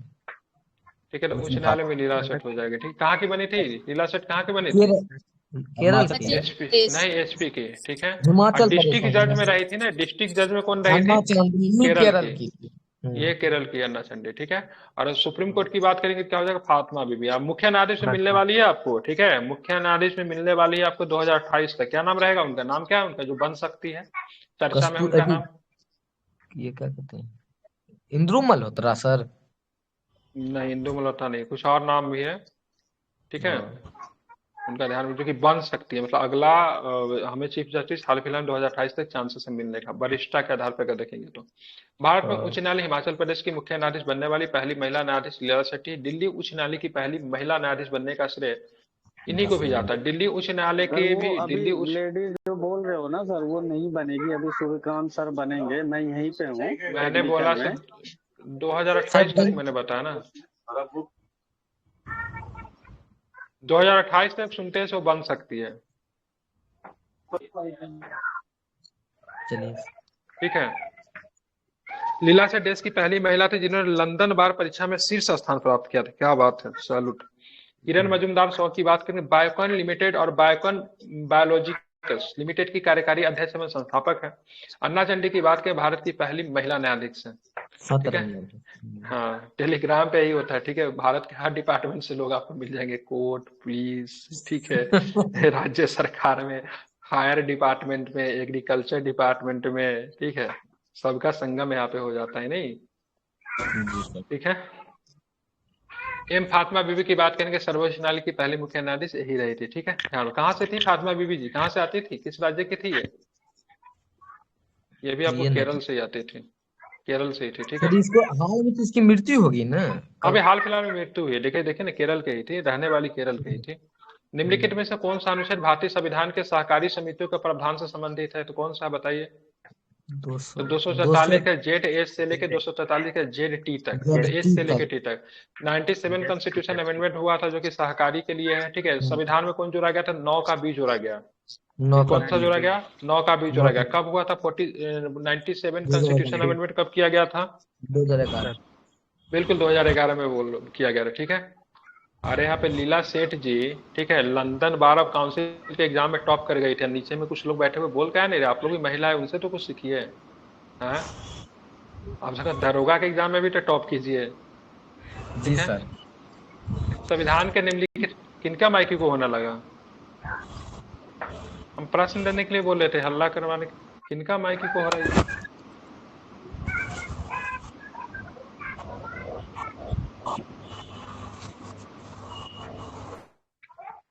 पकड़े गए आप मिस्टर, ठीक है। चलिए, संविधान के निम्नलिखित में से किस अनुच्छेद के अनुसार केंद्रीय संसद के पास केंद्रीय सूची में दिए गए विषयों पर कानून बनाने का विशेष अधिकार क्षेत्र है? बच्चा का आवाज जहां से आ रहा बंद कीजिएगा। राज्य विधानमंडल को राज्य सूची में दिए गए विषयों पर कानून बनाने की विशेष शक्ति प्राप्त है। कौन सा आर्टिकल्स कहता है? तो 246, 46 2, 4, 6, ठीक है। इसमें क्या हाँ। होता है? तो भारतीय संविधान के अनुच्छेद 246 के तहत केंद्रीय संघ के पास केंद्रीय सूची पे दिए गए विषयों पे कानून बनाने का विशेष अधिकार सेट है। बट ठीक है, राज्य विधानमंडल को राज्य सूची में दिए गए विषय पे कानून बनाने की विशेष शक्ति प्राप्त है। अनुच्छेद 123 क्या बोलता है पता है आपको? विश्रांति के काल में जिस समय सदन नहीं चला था, ठीक है। ये सत्र कितने होते हैं? सत्र कितने होते हैं? 3 सत्र होते हैं। 3 कौन कौन सा? बजट सत्र, मानसून सत्र, ग्रीष्मकाल। देखिए, हमेशा याद रखें, बीएमडब्ल्यू गाड़ी देखे है ना? जी सर। Yes sir. बी से बजट, एम से मानसून, डब्ल्यू से विंटर, ठीक है। विंटर। ये क्या बनेगा? बीएमडब्ल्यू बनेगा, ठीक है, ध्यान रखेंगे। 352 क्या कहता है? आपात की स्थिति की घोषणा कौन करेगा? राष्ट्रपति करेगा, ठीक है। लेकिन राष्ट्रपति कैसे करेगा? केवल प्रधानमंत्री के एडवाइस पे या फिर लिखित रूप से देने पे? जब प्रधानमंत्री, ठीक है, मंत्रिपरिषद के उसे जब लिखित रूप में देंगे ना, मंत्रिपरिषद जब लिखित रूप में देगा तो ही 352 लगेगा, ठीक है, ध्यान रखेंगे। ऐसे नहीं लगेगा, पहले ऐसा ही लग जाता था, लेकिन इसको बदल दिया गया 1978 में 44 कॉन्स्टिट्यूशन अमेंडमेंट में। अब आपको नेशनल इमरजेंसी लगाना है तो लिखित रूप चाहिए, ठीक है, राष्ट्रपति को लिखित रूप से देने पर ही होगा। भारतीय संविधान का कौन सा अनुच्छेद संसद को अपने द्वारा बनाए गए कानूनों को बेहतर प्रशासन के लिए अतिरिक्त अदालतें स्थापित करने की शक्ति देता है? क्या बताएंगे? 247, ठीक है, बिल्कुल ठीक है। बात करें 247 की बात करेंगे, ठीक है, 24/7, ठीक है, ध्यान में रखेगा, इसे भी याद रखेगा, अतिरिक्त बात चल रही है। संसद को संघ सूची में शामिल किसी भी विषय के संबंध में, ठीक है, उसके द्वारा बनाए गए कानून या किसी मौद्रिक कानूनों को बेहतर प्रशासन के लिए कुछ अतिरिक्त न्यायालयों का स्थापित करने का अधिकार राष्ट्रपति के पास होगा या किसमें है? 24/7 में, ठीक है, ध्यान रखेंगे। आप चलेंगे आगे, चलेंगे, क्या प्रश्न है वो भी देखेंगे, ठीक है। तो अनुच्छेद 249 क्या करे? राज्यसभा को अपने उपस्थित और मत देने वाले सदस्यों के 2/3 बहुमत से प्रस्ताव पारित करे तो राष्ट्र हित में यह आवश्यक है कि हित करे कि संसद राज्य सूची के किसी भी विषय पर कानून बना सकती है। लेकिन इसमें ये प्रस्ताव कहाँ पे आएगा? राज्यसभा में। कहाँ पे होगा? राज्यसभा। वो भी कितने बहुमत से प्रस्ताव का पारित करेगा? 2/3 से, ठीक है। अंतर्राज्यीय परिषद किसमें है? 267 में सर। अंतर्राज्यीय परिषद 267, 263 में क्या है? न 263 है सर, अंतर्राज्यीय परिषद 263 ही है। वही तो कंफ्यूज हो गए, प्राथमिकता निधि। ठीक है, वो भी 267 में नहीं है, 167 में होगा प्राथमिकता निधि। 167 सर, नहीं सर 267 ना। 267 है? हाँ देख लीजिए, भूल जाते हैं। नहीं सर 267 67 है, 266 और 267, 266, ठीक है। बात के केंद्र राज्य और अंतर राज्य सहयोग को बढ़ावा देने के लिए अंतर राज्य परिषद नियुक्त करने का अधिकार किसके पास है? अंतर राज्य परिषद नियुक्त करने का अधिकार किसके पास है? ये भारत के राष्ट्रपति करते हैं, ठीक है, ध्यान रखें। अंतर राज्य परिषद भारत के राष्ट्रपति करें, किसमें है? तो यही 263 में। वही हम पूछे ऊपर से, क्योंकि उनको लगा था ये आएगा, ठीक है, ध्यान रखिए। केंद्र राज्य और अंतर राज्य सहयोग को बढ़ावा, इसका हेड कौन होता है अंतर राज्य परिषद का? प्रधानमंत्री। हाँ, पीएम साहब इसके हेड होते हैं, ठीक है। जीएसटी काउंसिल की बात करें, जीएसटी काउंसिल किसमें है?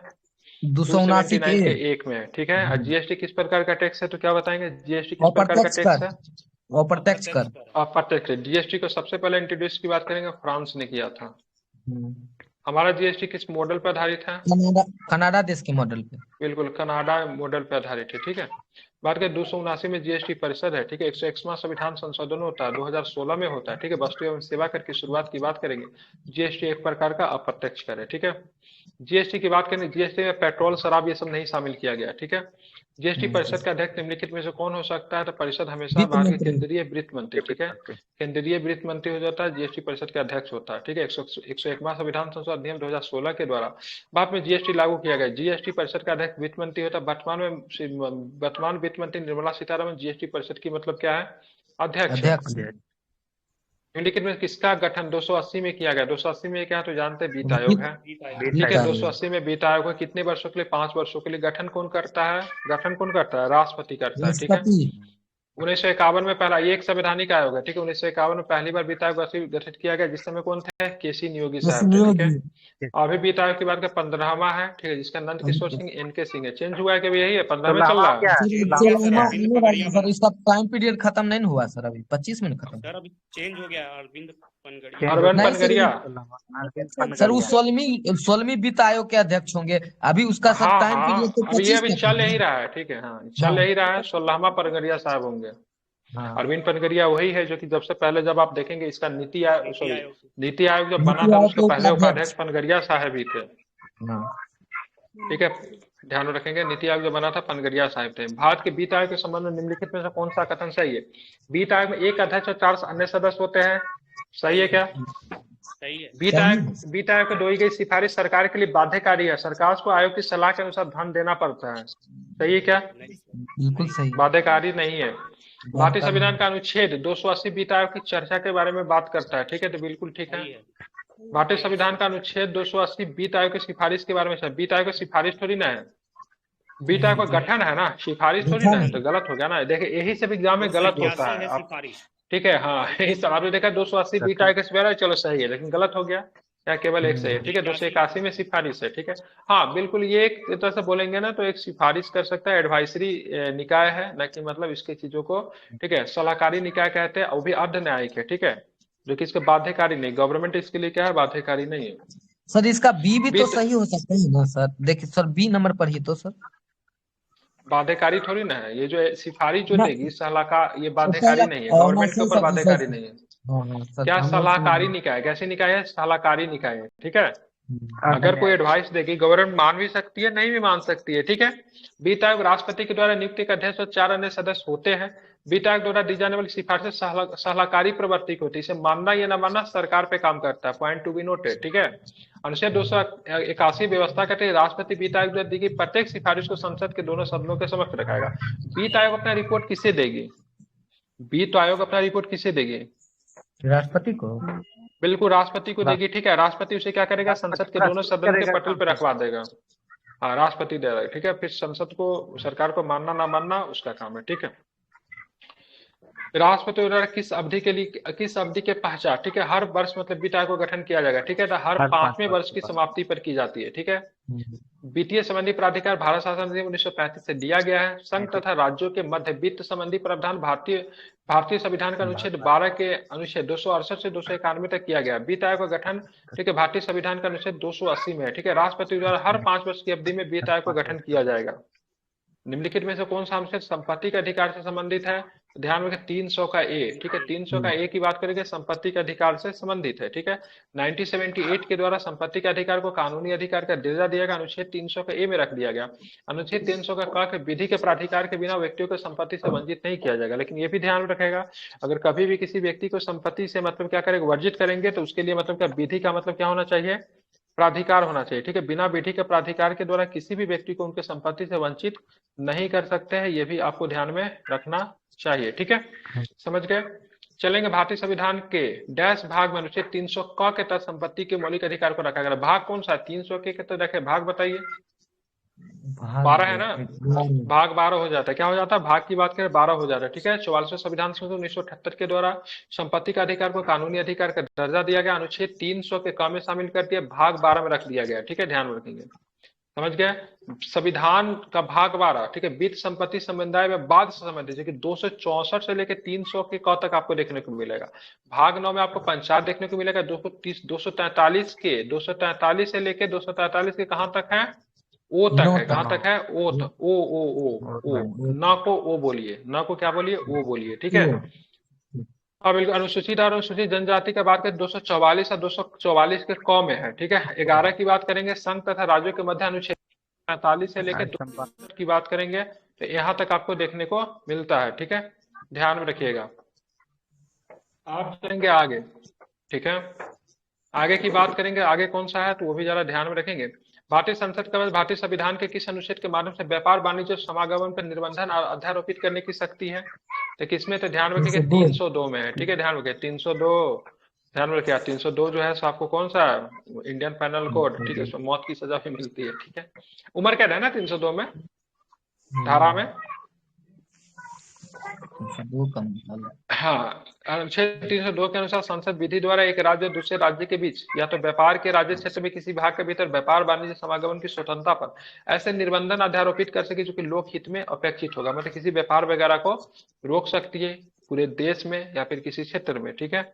ये आपको किसमें? तो 302 में है। भारतीय संविधान के निम्नलिखित अनुच्छेदों में से कौन सा अनुच्छेद संसद को जनहित में आवश्यकता अनुसार दो राज्यों या संभावित क्षेत्र के किन्हीं भी भागों में बीच व्यापार वाणिज्य और पारस्परिक व्यवहार पर प्रतिबंध आरोपित करने का अधिकार देता है? तो वही क्या हो जाएगा? 302 हो जाएगा, ठीक है। ध्यान रखें 302 में इसको रोका जाएगा, ठीक है, जो कि ऊपर हम लोग पढ़े ही है। 34 क्या कहता है? राष्ट्रपति द्वारा आतंकवाद से ग्रसित क्षेत्रों में, ठीक है, सैनिक प्रशासन मार्शल लॉ लगाने का प्रावधान करता है, ठीक है। तो 34 में क्या है? तो सैनिक रूल लगता है, मार्शल लॉ लगता है, वो किसमें है? ठीक है, ध्यान में रखेंगे आपको 34 में है, ठीक है। ध्यान में सैनिक कानून किसमें है? तो 34 में, याद रखिएगा, इंपोर्टेंट है।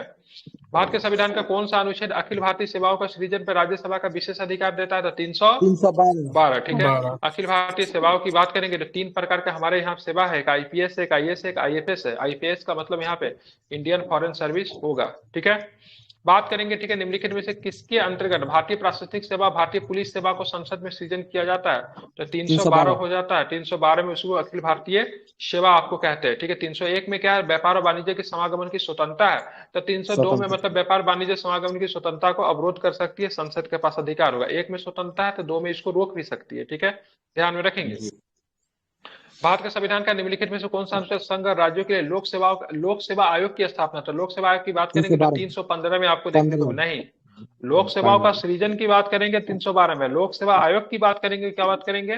तो 315 में। लोक सेवा आयोग सबसे पहले अगर बनाया गया तो 1926 में बनाया गया, ठीक है। 1926 में कौन सा कमीशन है लोक सेवा आयोग बनाने की अनुशंसा की? कमीशन का नाम बताइए। ली कमीशन, बिल्कुल, ठीक है, बिल्कुल। अनुच्छेद 316 संघ लोक सेवा आयोग यूपीएससी तथा राज्य लोक सेवा स्टेट पीसीएस के लिए सदस्यों की नियुक्ति करता है।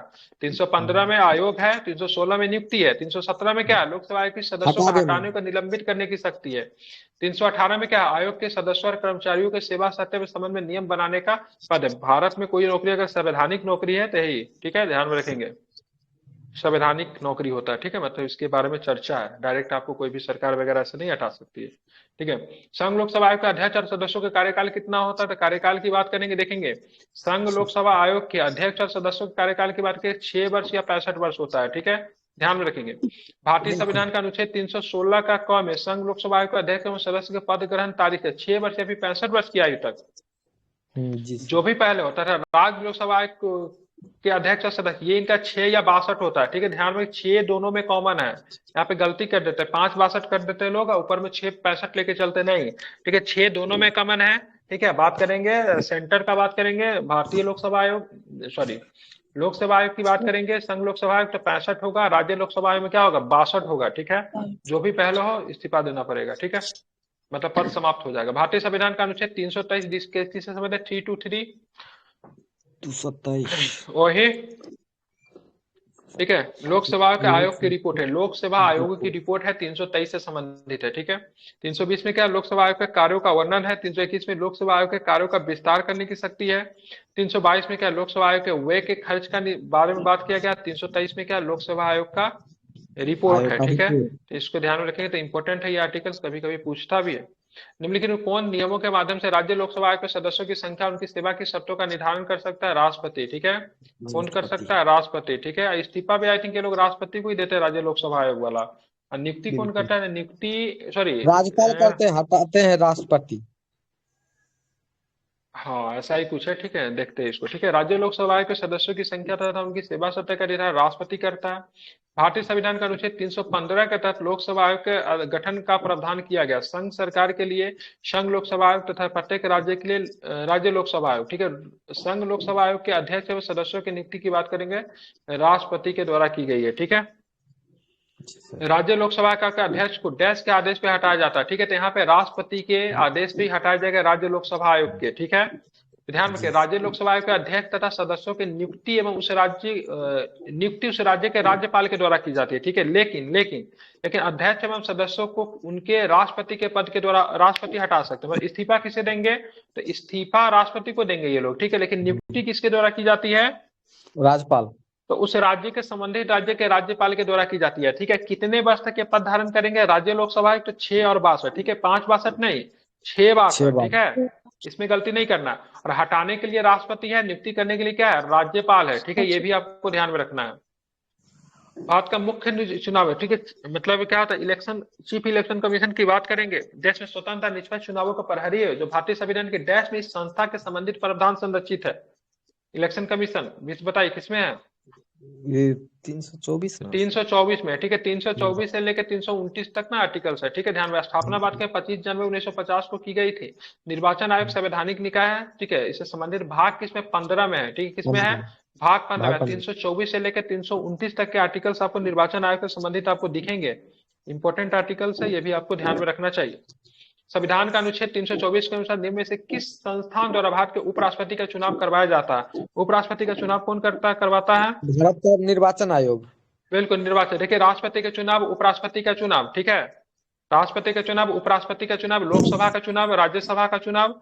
ठीक है, उसके बाद विधानसभा का चुनाव, सबका चुनाव कराने की जिम्मेवारी किसकी होगी, तो भारत का निर्वाचन आयोग की जिम्मेवारी होगी। ठीक है, केवल राज्य का पंचायती राज चुनाव या फिर मतलब बात करेंगे डिस्ट्रिक्ट जिला में कौन होता है, क्या बोलते हैं उसको, वार्ड कमिश्नर का चुनाव, इसको बोलते क्या है उसको। ठीक है, जो भी बोलते हो, मतलब डिस्ट्रिक्ट पंचायत करें चाहे जो भी करें, उसका जिम्मेवारी की बात करेंगे, राज्य इलेक्शन कमीशन उसके लिए होता है। ठीक है, नगर पालिका का चुनाव, हाँ नगर पालिका, बिल्कुल, नगर निकाय कहिए, ज्यादा अच्छा लगेगा, नगर निकाय। नगर निकाय, ये सब शब्द बढ़िया है। भारत का चुनाव आयोग संसद और राज्य विधानमंडलों के प्रत्येक सदन, ठीक है, प्रत्येक सदन, दैट मीन विधान परिषद भी, ठीक है, राष्ट्रपति एवं उपराष्ट्रपति के पदों के लिए होने वाले सभी निर्वाचनों का निरीक्षण करता है। भारत का चुनाव आयोग का स्थायी संवैधानिक निकाय, इसकी स्थापना के बारे 25 जनवरी 1950 को हुआ था। इसलिए 25 जनवरी को हम लोग कौन सा दिवस मनाते हैं, आप लोग को तो पता होगा, मतदाता दिवस। बिल्कुल, मतदाता दिवस मतदान दिवस मनाते हैं। ठीक है, चुनाव के समय, ठीक है, राजनीतिक दलों और चुनाव से लड़ने वाले उम्मीदवारों का अनुपालित किए जाने वाले मानदंडों और दिशा निर्देशों का संकलन डैश कहलाता है, उसका आचार संहिता। कोई अगर आचार संहिता का अगर उल्लंघन करता है तो उस पर कार्रवाई की जाती है। ठीक है, ध्यान रखेंगे। और चुनाव आयोग जो होता है ना, इस समय चुनाव आयोग जो होता है हेड हो जाता है। ठीक है, मतलब बहुत पावरफुल पद हो जाता है चुनाव आयोग का। ठीक है, किसी भी आईएएस, किसी भी आईपीएस, सबका मतलब तबादला करने का अधिकार किसके पास है, तो चुनाव आयोग का। चुनाव आयोग का पावर उस समय एकदम चरम पे होता है। ठीक है, बहुत पावरफुल पोस्ट हो जाता है। ठीक है, चुनाव के समय राजनीतिक दलों और चुनाव लड़ने वाले उम्मीदवारों द्वारा अनुपालित किए जाने मानदंडों और दिशा निर्देशों का संकलन आचार संहिता में। जो विधायक संसद जो रहते हैं बेचारे भूतपूर्व जो रहते हैं, चाहे देश के मतलब प्रधानमंत्री ही क्यों ना हो, ठीक है, उन लोग का पावर एकदम क्या होता है, शून्य हो जाता है। ठीक है, हमारे यहाँ का मतलब कानून की सुंदरता ही है। ठीक है, उन लोग का पावर क्या हो जाता है, शून्य हो जाता है। चुनाव आयोग की बात करेंगे, सर्वासर्वी हो जाता है। ठीक है, अभी देखिए ना, बिहार में बड़े पैमाने पे मतलब आईएएस आईपीएस का तबादला भी कर रही है। ठीक है, चुनाव होने वाला है तो सबका करेंगे। ठीक है, खूब आईएएस आईपीएस इस सबका मतलब क्या होगा, तबादला वगैरह होगा। क्या चुनाव आयोग चुनाव मतलब कब होगा ये घोषणा नहीं करती है। नहीं, वो चुनाव आयोग ही करेगा, क्यों नहीं करेगा। अगर लेकिन हाँ, यहाँ पे एक चीज ध्यान रखिए, अगर स्टेट का इलेक्शन जो होता है ना, पंचायती राज वाला, उसका घोषणा राज्य पंचायत राज्य का ना चुनाव आयोग नहीं करता है। ठीक है, उसका घोषणा कौन करेगा, तो उसका घोषणा राज्य सरकार करेगा। एक सेट में आया था तो उसमें कौन सही नहीं है, तो उसमें घोषणा ही लिया था आंसर कि ये सही नहीं है। तो राज्य के बारे में मैडम, तो अब राज्य के बारे में आप बात कर रही होगी। ठीक है, राज्य के बारे में। ठीक है,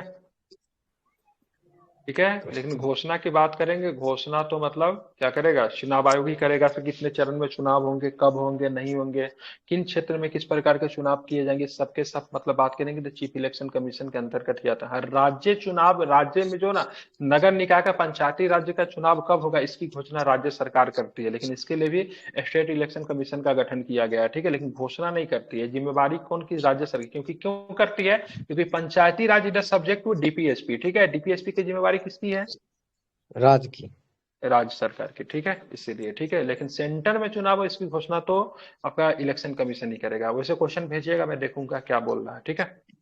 सेंटर स्टेट जरूर कुछ लिखा होगा वहां पे, तब जाके आंसर चेंज होता है।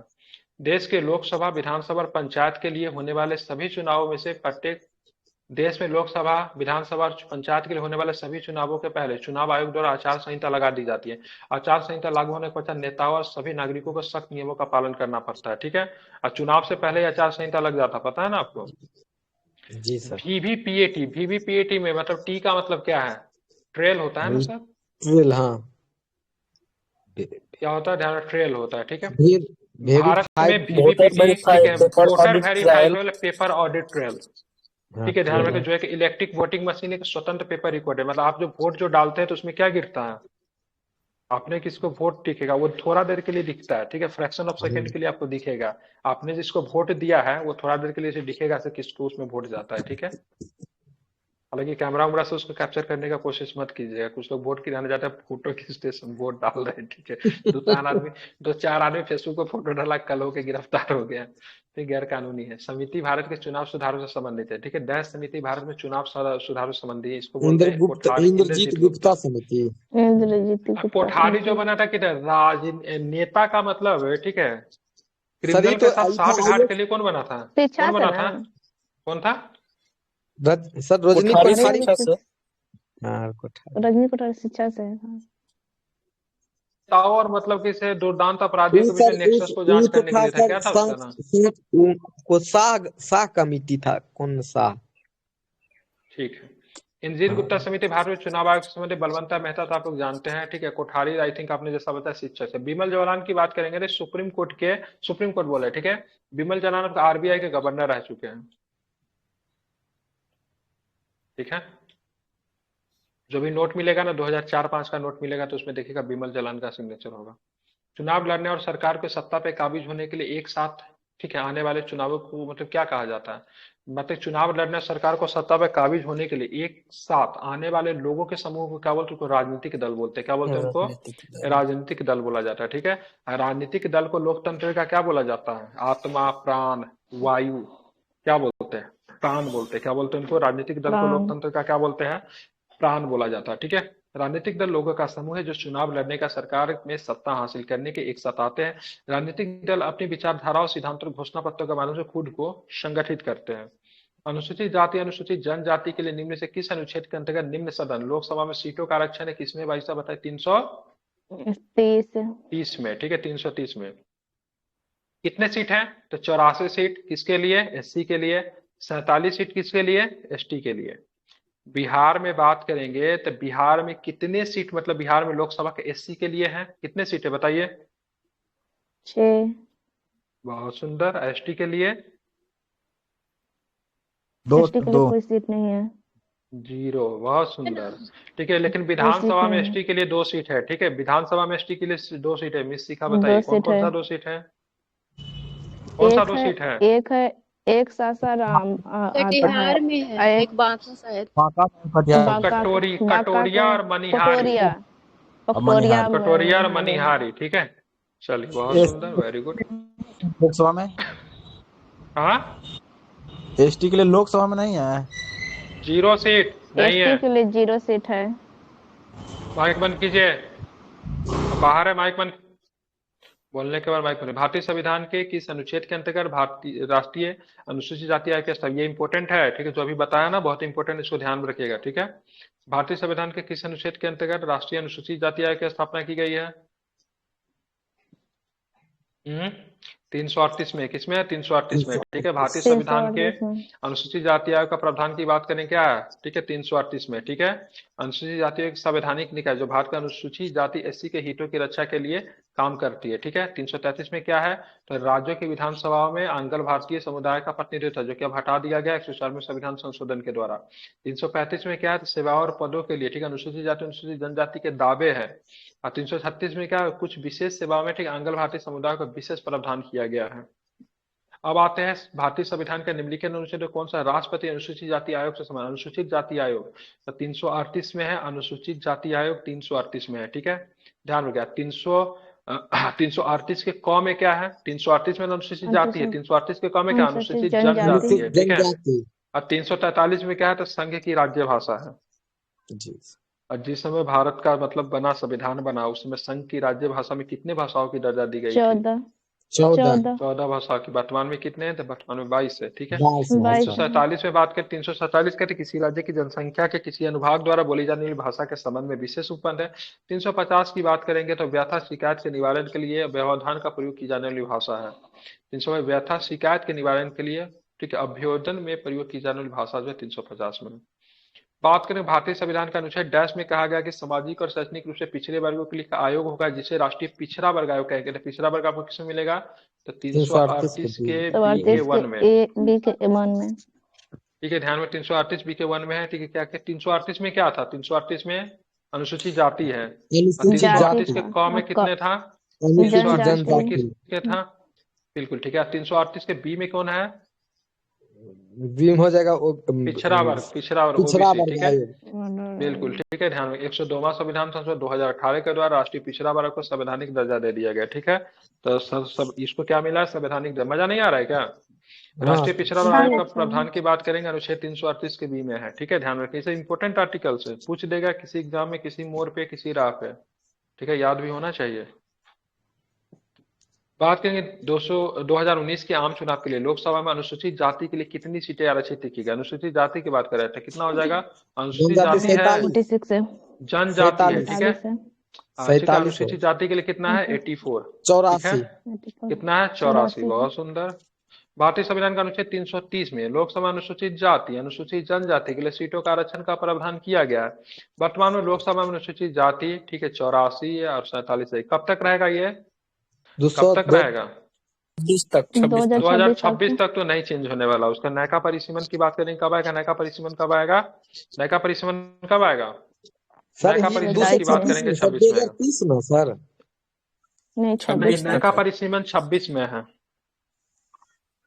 लेकिन सर ये 10 साल के बाद, सर 10 साल के लिए बढ़ाया गया तो 2020 से 2030 में हो जाएगा। जरूरी थोड़ी ना से 10 साल के लिए बढ़ाएगा तो बीच में बदल नहीं सकते हैं। परिसीमन में अगर मन होगा तो बदल सकते हैं इसको, इसका कोई संवैधानिक नियम नहीं है। इसे मतलब 10 साल के बढ़ाया जाता है, बीच में नहीं चेंज कर सकते, तो 10 साल के लिए कंटिन्यू बढ़ाते ही रहता है। लेकिन बीच में अगर परिसीमन आएगा तो बदलाव संभव है। अगर परिसीमन का नहीं मन होगा नहीं बढ़ाने का, हालांकि देखिए यहाँ पे मतलब इन लोग को देखिए, कभी भी अनुसूचित जाति अनुसूचित जनजाति के आरक्षण की बात करें तो जनसंख्या के अनुपात में आरक्षण दिया जाता है, ठीक है। इनकी जनसंख्या का ज्यादा निकल कर आएगी तो इनको आरक्षण देना पड़ेगा। जैसे बात करें महिलाओं के लिए 33% मिनिमम आरक्षण है, ठीक है। मिनिमम आरक्षण आपको किसमें, ठीक है, नगर क्या बोलते हैं पंचायती राज के चुनाव में। लेकिन बिहार सरकार 50% देती है। लेकिन कभी भी अगर वहां पे प्रश्न अगर पूछेगा ST को क्या आरक्षण का प्रावधान दिया गया पंचायती राज के चुनाव में, दिया गया, कितना दिया गया तय नहीं है। क्या लिखता है, जनसंख्या के अनुपात में देंगे। क्या चीज के अनुपात में देंगे, तो जनसंख्या के अनुपात में देंगे। नया वाला परिसीमन आएगा, इनकी जनसंख्या अगर अधिक लगेगी तो सीट बढ़ सकता है, नहीं तो इसी को भी कंटिन्यूअस कर सकता है। हालांकि संवैधानिक नियम नहीं से 10 साल तक बढ़ा दिया गया, ठीक है, तो वो मतलब आगे तक भी वही रहेगा, ठीक है, बदलाव संभव है। बिल्कुल। संविधान द्वारा निम्नलिखित में से किसके लिए लोकसभा विधानसभा में सीटों का आरक्षण का प्रावधान किया गया है, तो ध्यान में रखेंगे अनुसूचित जनजाति के लिए है, ठीक है, ध्यान रखें, ठीक है, बिल्कुल। संविधान भारतीय संविधान का अनुच्छेद 330 में, ठीक है, लोकसभा में अनुसूचित जाति जनजाति के लिए, ठीक है। अनुच्छेद 332 की बात करेंगे तो राज्यसभा में, ठीक है, अनुसूचित जाति अनुसूचित जनजाति के लिए, ठीक है। 330 में बात करें लोकसभा में, 332 की बात करें राज्य के विधानसभा में, आपको ये अनुपात आपको देखने को मिलता है, ठीक है। निम्नलिखित में से किस भाषा को संविधान के 8वीं अनुसूची में सम्मिलित नहीं किया गया, ठीक है, तो कौन सा है, भोजपुरी भाषा नहीं है, आय भी नहीं है ये, ठीक है, ध्यान में रखिए। ये तो और इन लोग गाना बनाएगा, ठीक है, आपसे बोलेगा संवैधानिक दर्जा मिल गया। 8वीं अनुसूची में 22 भाषाओं का उल्लेख है, मूल संविधान में 14 भाषाओं का उल्लेख आपको देखने को मिलता था। भोजपुरी भाषा को 8वीं अनुसूची में शामिल नहीं हुआ, अंग्रेजी भाषा का उल्लेख 8वीं अनुसूची में नहीं है, ठीक है। लेकिन ध्यान में रखिएगा कि राजस्थानी भाषा का भी उल्लेख इसमें नहीं देखने को मिलता है। लेकिन जो कौन सा पुरस्कार होता है, सर 24 साहित्य भाषा में अकादमी कौन सा पुरस्कार पुरस्कार? हाँ साहित्य बिल्कुल अकादमी 24 भाषा में पुरस्कार दिया हिंदी जाता है ना, वाला 24 पुरस्कार भाषा में होता दिया है जाता है ना। बिहारी पुरस्कार, बिहारी पुरस्कार। नहीं, नहीं बिहारी पुरस्कार साहित्य नहीं, ठीक है। अकादमी पुरस्कार साहित्य सर अकादमी पुरस्कार 24 भाषा में दिया जाता है, ठीक है। 22 जो है आपका बिल्कुल संवैधानिक भाषा, 2 भाषा बढ़ता है कौन है, तो इंग्लिश और राजस्थानी भाषा, ये मैं बताने की कोशिश कर रहा था, ठीक है। बिल्कुल सही 24 भाषा में जो पुरस्कार दिया जाता है, 22 तो आपका संवैधानिक भाषा है, 2 हम्म। भाषा बढ़ जाता है, अंग्रेजी और राजस्थानी बढ़ता है, ठीक है। ध्यान में रखेंगे। बिहारी पुरस्कार तो हिंदी भाषाओं के लेखक को दिया जाता है। हाँ तो वो राजस्थान राजस्थान सरकार द्वारा ही दिया जाता है। अच्छा, हाँ नहीं, वो हम यहाँ सही पे है सर। राजस्थानी और इंग्लिश की बात करें क्योंकि इसमें 2 भाषा बढ़ जाता है साहित्य अकादमी में, और 22 तो पहले से आपका संवैधानिक भाषा है ही, ठीक है। चलिए, भारतीय संविधान के निम्न से किस अनुच्छेद में देवनागरी लिपि में लिखी गई हिंदी को संघ की आधिकारिक भाषा मान्यता है? 243, 343 बिल्कुल, 343 343 के एक। एक 343 से लेके कहाँ तक है? राज्य भाषा की दर्जा 343 से लेके 351 तक है ना। हाँ। और 14 सितंबर 249 को, ठीक है, 1949 को हिंदी को राज्य भाषा घोषित किया गया, ठीक है। 14 सितंबर को इसीलिए हम लोग क्या मनाते हैं, हिंदी दिवस भी मनाते हैं, राष्ट्रीय हिंदी दिवस। लेकिन 14 जनवरी को क्या मनाते हैं? मकर संक्रांति, सर अंतर्राष्ट्रीय 10 हिंदी जनवरी दिवस मनाते हैं, सर ठीक है। 10 जनवरी को अंतर्राष्ट्रीय हिंदी दिवस है। 10 जनवरी को 10 जनवरी, सॉरी 10 जनवरी को, मिस्टेक, 10 जनवरी को 14 अंतर्राष्ट्रीय जनवरी हिंदी सब दिवस सही बोल मनाते रहे थे मकर हैं। मकर संक्रांति दिवस संक्रांति, मनाते लेकिन अब वो भी कहाँ होता है, 15 को मनाए कुछ लोग इस बार। हाँ ठीक है। मतलब सही 15 दिन खाने जितना भी खाना पीने वाला पर्व जो है ना, देखिएगा हमेशा 2 दिन होता है, ठीक है। भारतीय हाँ, संविधान का सही देखिए सबसे अच्छा पर्व यही है, ठीक है, मकर संक्रांति और होली। कोई प्रोसेस नहीं है, ठीक है। उठिए, नहाइए, वही आराम से खा पी के आराम से सो जाइए, कोई दिक्कत नहीं है, ठीक है। सबसे बढ़िया पर्व तो बिहार का पर्व छठ है, लेकिन उसमें कुछ खाने पीने के लिए सबसे लंबा वेट करना पड़ता है छठ पूजा में, ठीक है। हम लोग बच्चा थे तो सोचते थे कब खत्म होगा छठ पूजा, कब खत्म होगा, ठीक है। भारतीय संविधान का अनुच्छेद 350 की क डैश से संबंधित है। 350 है हिंदी भाषा का प्राथमिक विकास, स्तर पर या फिर मातृभाषा में सर। नहीं, भाषाई अल्पसंख्यक के लिए, ठीक है, विशेष प्रावधान दिया गया 350 के। देखिए हमारे यहाँ 2 तरह के अल्पसंख्यक है। कौन कौन अल्पसंख्यक है? सर अल्पसंख्यक मुस्लिम और बौद्ध और नहीं जैन। नहीं नहीं नहीं, यही डिफिनेशन नहीं है। संख्या अल्पसंख्यक का डिफिनेशन धर्म के ऊपर नहीं है, ठीक है। जिसका भाषाई और क्रम धार्मिक है, ठीक है, रिलीजन के भाषाई और धार्मिक अल्पसंख्यक है, ठीक है। कौन सा अल्पसंख्यक है? हमारे यहाँ संविधान में भाषाई और धार्मिक अल्पसंख्यक कहा गया, ठीक, क्या कहा गया है? भाषाई और धार्मिक अल्पसंख्यक, ठीक है। और आपका हिंदू, ये अल्पसंख्यक की बात करें, हिंदू, आपने बोलेगा ना, जैन और बौद्ध का नाम लिया ना, ये हिंदू के अंदर ही आते हैं, जैन बौद्ध, ठीक, ये क्या है, ये हिंदू कम्युनिटी के अंदर आएंगे, ठीक है। हिंदू का डिफिनेशन लेंगे ना, तो हिंदू में कौन हिंदू? जैन बौद्ध सिख सब हिंदू है, ठीक है। समझ गया? अगर हिंदू कहेंगे तो उसमें जैन बौद्ध सिख भी आ जाएंगे, ठीक है। ठीक इब्राहिमिक रिलीजन में आएगा, इस्लाम आ जाएगा, ठीक है। यहूदी आता है, और आपका क्या आता है, क्या नाम है, क्रिश्चियनिटी, ठीक है। ये तीनों रिलीजन का कहीं ना कहीं अब्राहम से इस रिलीजन की उत्पत्ति हुई है, ठीक है। तो इसको अब्राहमिक रिलीजन के नाम से भी जानते हैं। तो यहाँ पे 350 का क क्या कहता है, कहाँ गया?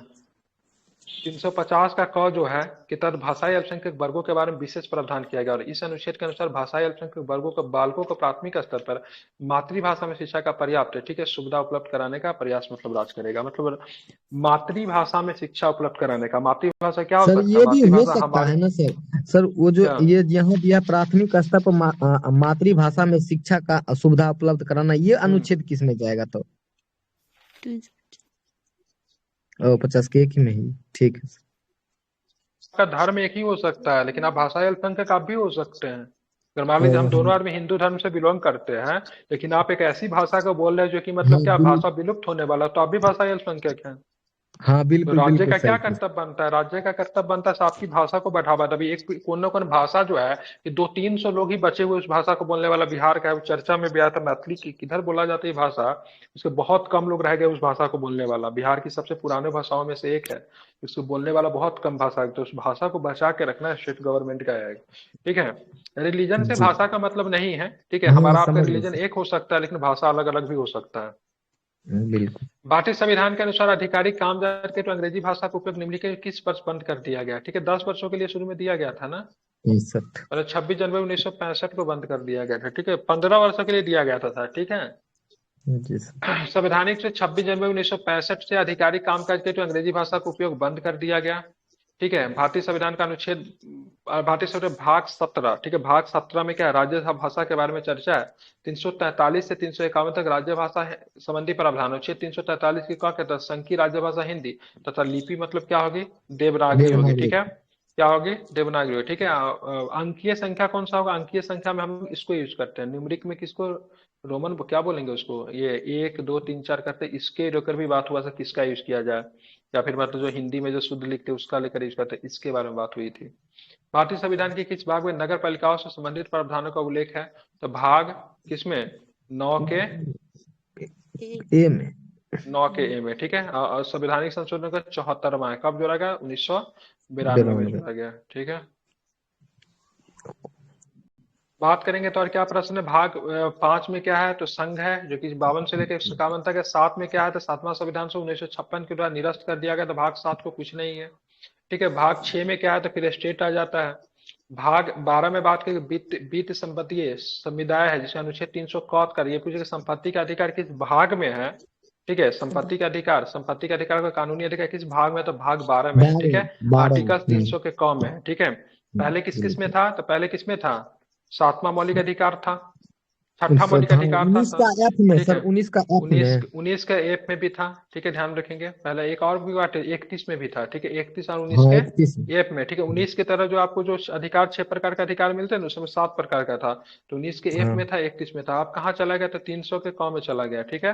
भाग अगर पूछेगा तो भाग किस में चला गया, 12 में चला गया, ठीक है। भाग किस में चला गया, 12 में चला गया, ठीक है। यही में बीट से रिलेटेड जितना कुछ होगा ना, सब 12 में होगा, ठीक है, क्योंकि 264 से लेकर 300 क तक के आर्टिकल आपको भाग 12 में आपको देखने को मिलते हैं, ठीक है। भारतीय संविधान का अनुच्छेद 243 को कहता है, राज्य के राज्यपाल को प्रत्येक 10 वर्षों के बाद एक वित्त आयोग का गठन करना पड़ेगा, क्या बताएंगे, 5 वर्ष के बाद, ऑलरेडी बात कर चुके हैं इसमें। भारत के राज्य चुनाव आयोग की नियुक्ति डैश के द्वारा की जाती है, राज्य चुनाव आयोग की नियुक्ति किसके द्वारा की जाती है, तो भाई साहब राज्यपाल के द्वारा, ठीक है, बिल्कुल राज्यपाल के द्वारा, ठीक है। काम क्या होगा इनका, तो राज्य में नगर पालिका का चुनाव, ठीक है, करवाना, मतदाता सूची तैयार कर उनके संचालन अधिक्षण निर्देशन के नियंत्रण के कार्य हेतु चुनाव आयोग का गठन किया गया। इसमें है तो 243 के आई से के अनुसार पंचायतों के लिए अनुच्छेद 243 जेड ए के अनुसार नगर पालिकाओं के लिए, ठीक है, चुनावों की मतदाता सूची तैयार करने की जिम्मेवारी इनके पास होगी। नगर पालिका के लिए सभी चुनावों का अधीक्षण और नियंत्रण का संचालन किसमें करता है, तो नगर पालिका के लिए बात करें राज्य निर्वाचन आयोग, ठीक है, 243 के में है, ठीक है, ध्यान रखेंगे। ये 243 के आई बहुत बार एग्जाम में पूछा जाता है, ठीक है।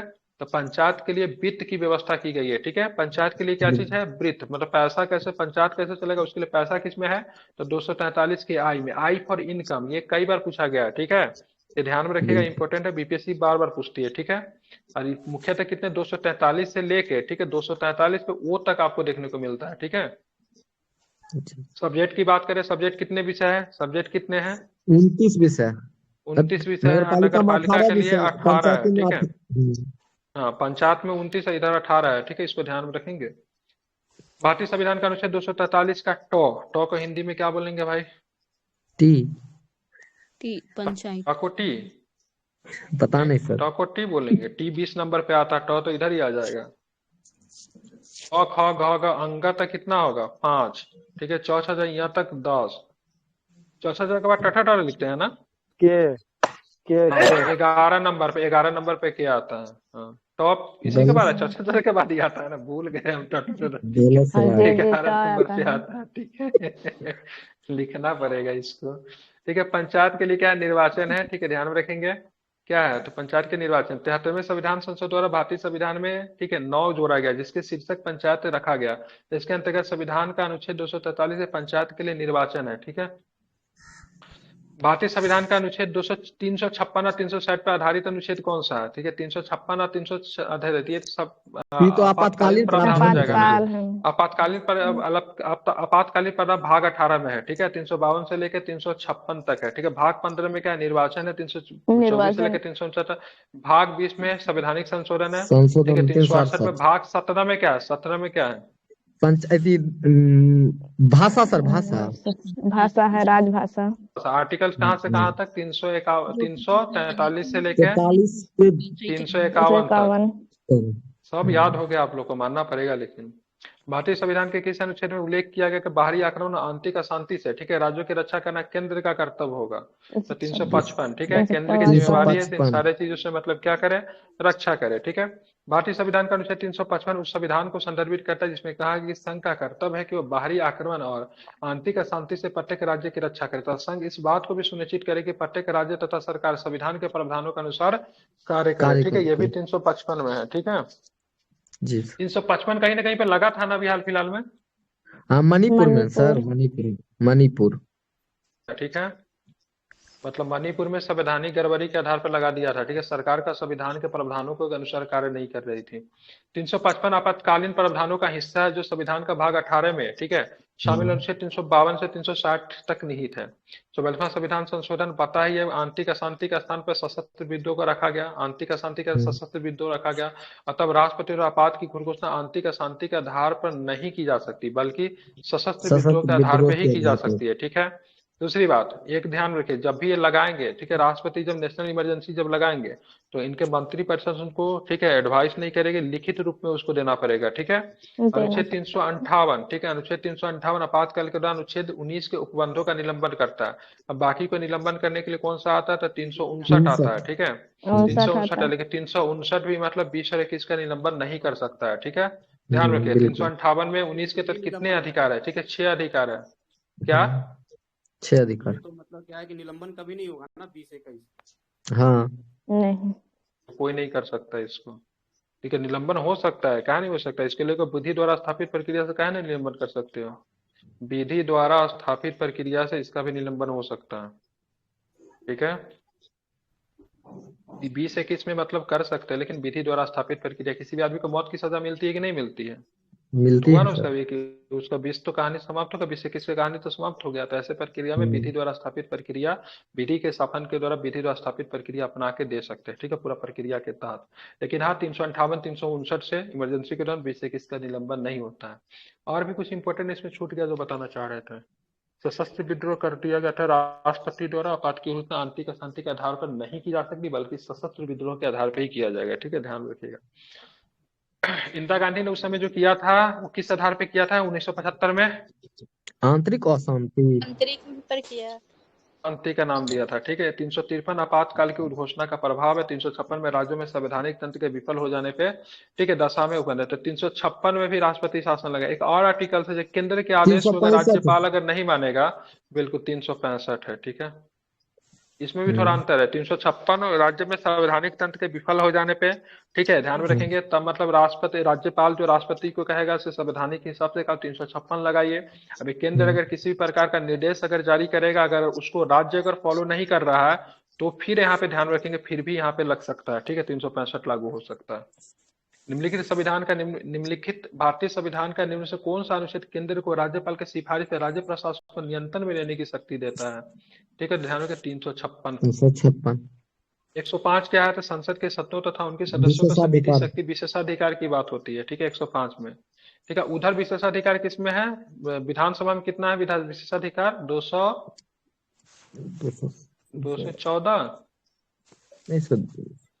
214 में तो अथी है सर ना, ये राज्य में उच्चतम न्यायालय ना, गलती बता रहे, उसका भी विशेषाधिकार भूल गया फिर क्या? 90 नहीं पता सर,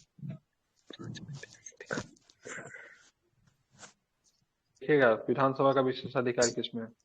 बात के 124 में क्या, उच्चतम न्यायालय की स्थापना 243 तो आप लोग जानते ही है।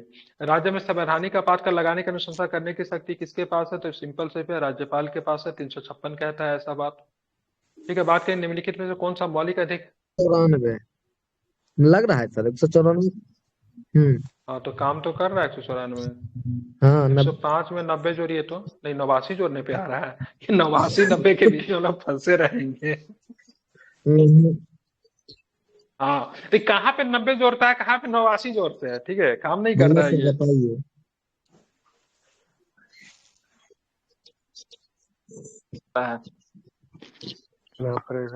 हाँ डायरेक्ट याद करना पड़ेगा, लेकिन इसका दो ठीक है, कहीं पे 90 जोड़िए तो आ जाएगा आंसर, है कहीं पे 89 जोड़िए तो आएगा, ठीक है। दोनों को याद रखिए और ऑप्शन में देखिएगा खाली दूर दूर का ऑप्शन देना तो ये ठीक काम कर जाएगा। अगर नजदीक नजदीक का ऑप्शन दिया तो फिर दिक्कत है, पता चला 90 जोड़ने पे भी कोई ऑप्शन दे दिया, 89 धरने पे दे दिया तो फिर काम नहीं करेगा।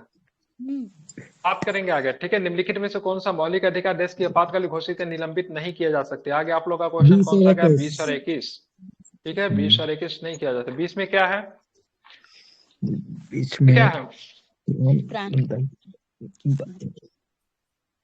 प्राण हाँ 21 हाँ, 21 में क्या है? दो 200 सिद्धि। 21 जीवन का निजता है, अधिकार, देश की निजता। स्वतंत्रता है।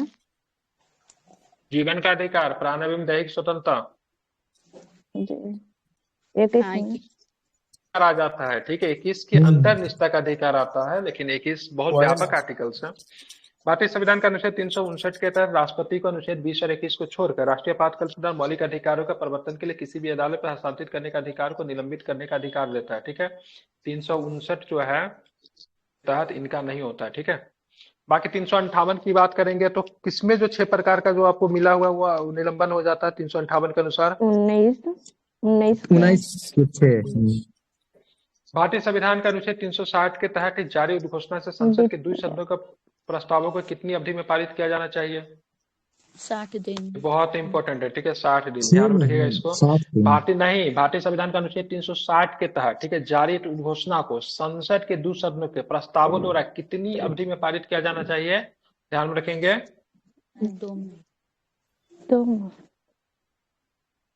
360 लगा रह सकता है 30 दिन तक। 30 दिन तक वापस लेना पड़ता है 30 दिन के बाद। 2 माह तक परिवर्तन होती है। नहीं, अनलिमिटेड समय तक लगा हुआ रहता है ना 360। हाँ द्वितीय पत्र, हाँ 60 के अंतर्गत वित्तीय आपात के बारे में प्रावधान किया गया भारतीय संविधान का अनुच्छेद 360 के तहत, ठीक है।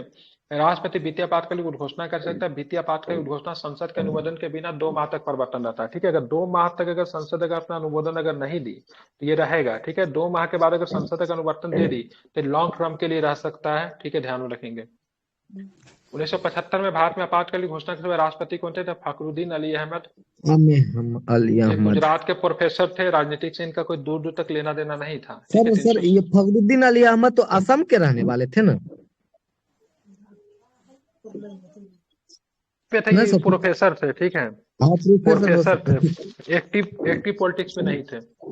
राष्ट्रीय आपात की घोषणा राष्ट्रपति अनुच्छेद, ठीक है, ध्यान 352 के तहत करता है, जिसमें युद्ध या बाह्य आक्रमण सशस्त्र युद्धों के कारण भारत के किसी भाग में सुरक्षा संकट हो राष्ट्रपति संपूर्ण भारत या उसके किसी भाग के संबंध में राष्ट्रीय आपात की घोषणा कर सकता है। भारत में तृतीय आपातकाल की घोषणा 26 जून 1975 को श्रीमती इंदिरा गांधी ने बिना मंत्रिमंडल के परामर्श से सशस्त्र युद्धों के आधार पर राष्ट्रपति फखरुद्दीन अली अहमद से करवाई थी। लेकिन अब लिखित रूप में मंत्रिमंडल से एडवाइस लेके ही मंत्रिमंडल का लिखित रूप से देगा ना, तब ही जाके मतलब, ठीक है, इन सब चीजों को किया जाएगा। ये कब बात ये निकल कर आई, कब हुआ ये? तो मंत्रिमंडल लिखित रूप से देगा, तब जाकर राष्ट्रपति नेशनल इमरजेंसी लगाएंगे।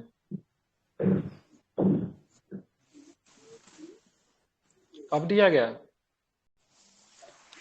अरे सिंपल सी बात है, कब दिया होगा? 78 में दिया गया होगा, 1978 में 44वां संविधान संशोधन में, ठीक है। पहले लिखित रूप से नहीं देना पड़ता था, अब लिखित रूप से देना पड़ता है।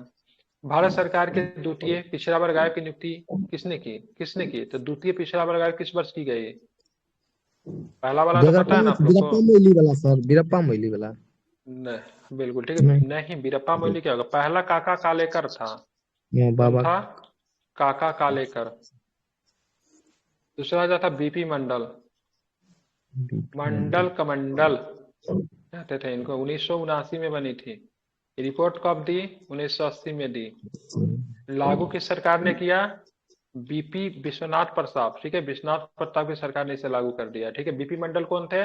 बिंदेश्वरी प्रसाद मंडल, ठीक है, मुख्यमंत्री थे। कहाँ का मुख्यमंत्री? बिंदेश्वरी प्रसाद मंडल, उत्तर प्रदेश, बिहार के मुख्यमंत्री थे। कहाँ के थे? बिहार के मुख्यमंत्री थे बिंदेश्वरी प्रसाद मंडल, बिल्कुल, ठीक है।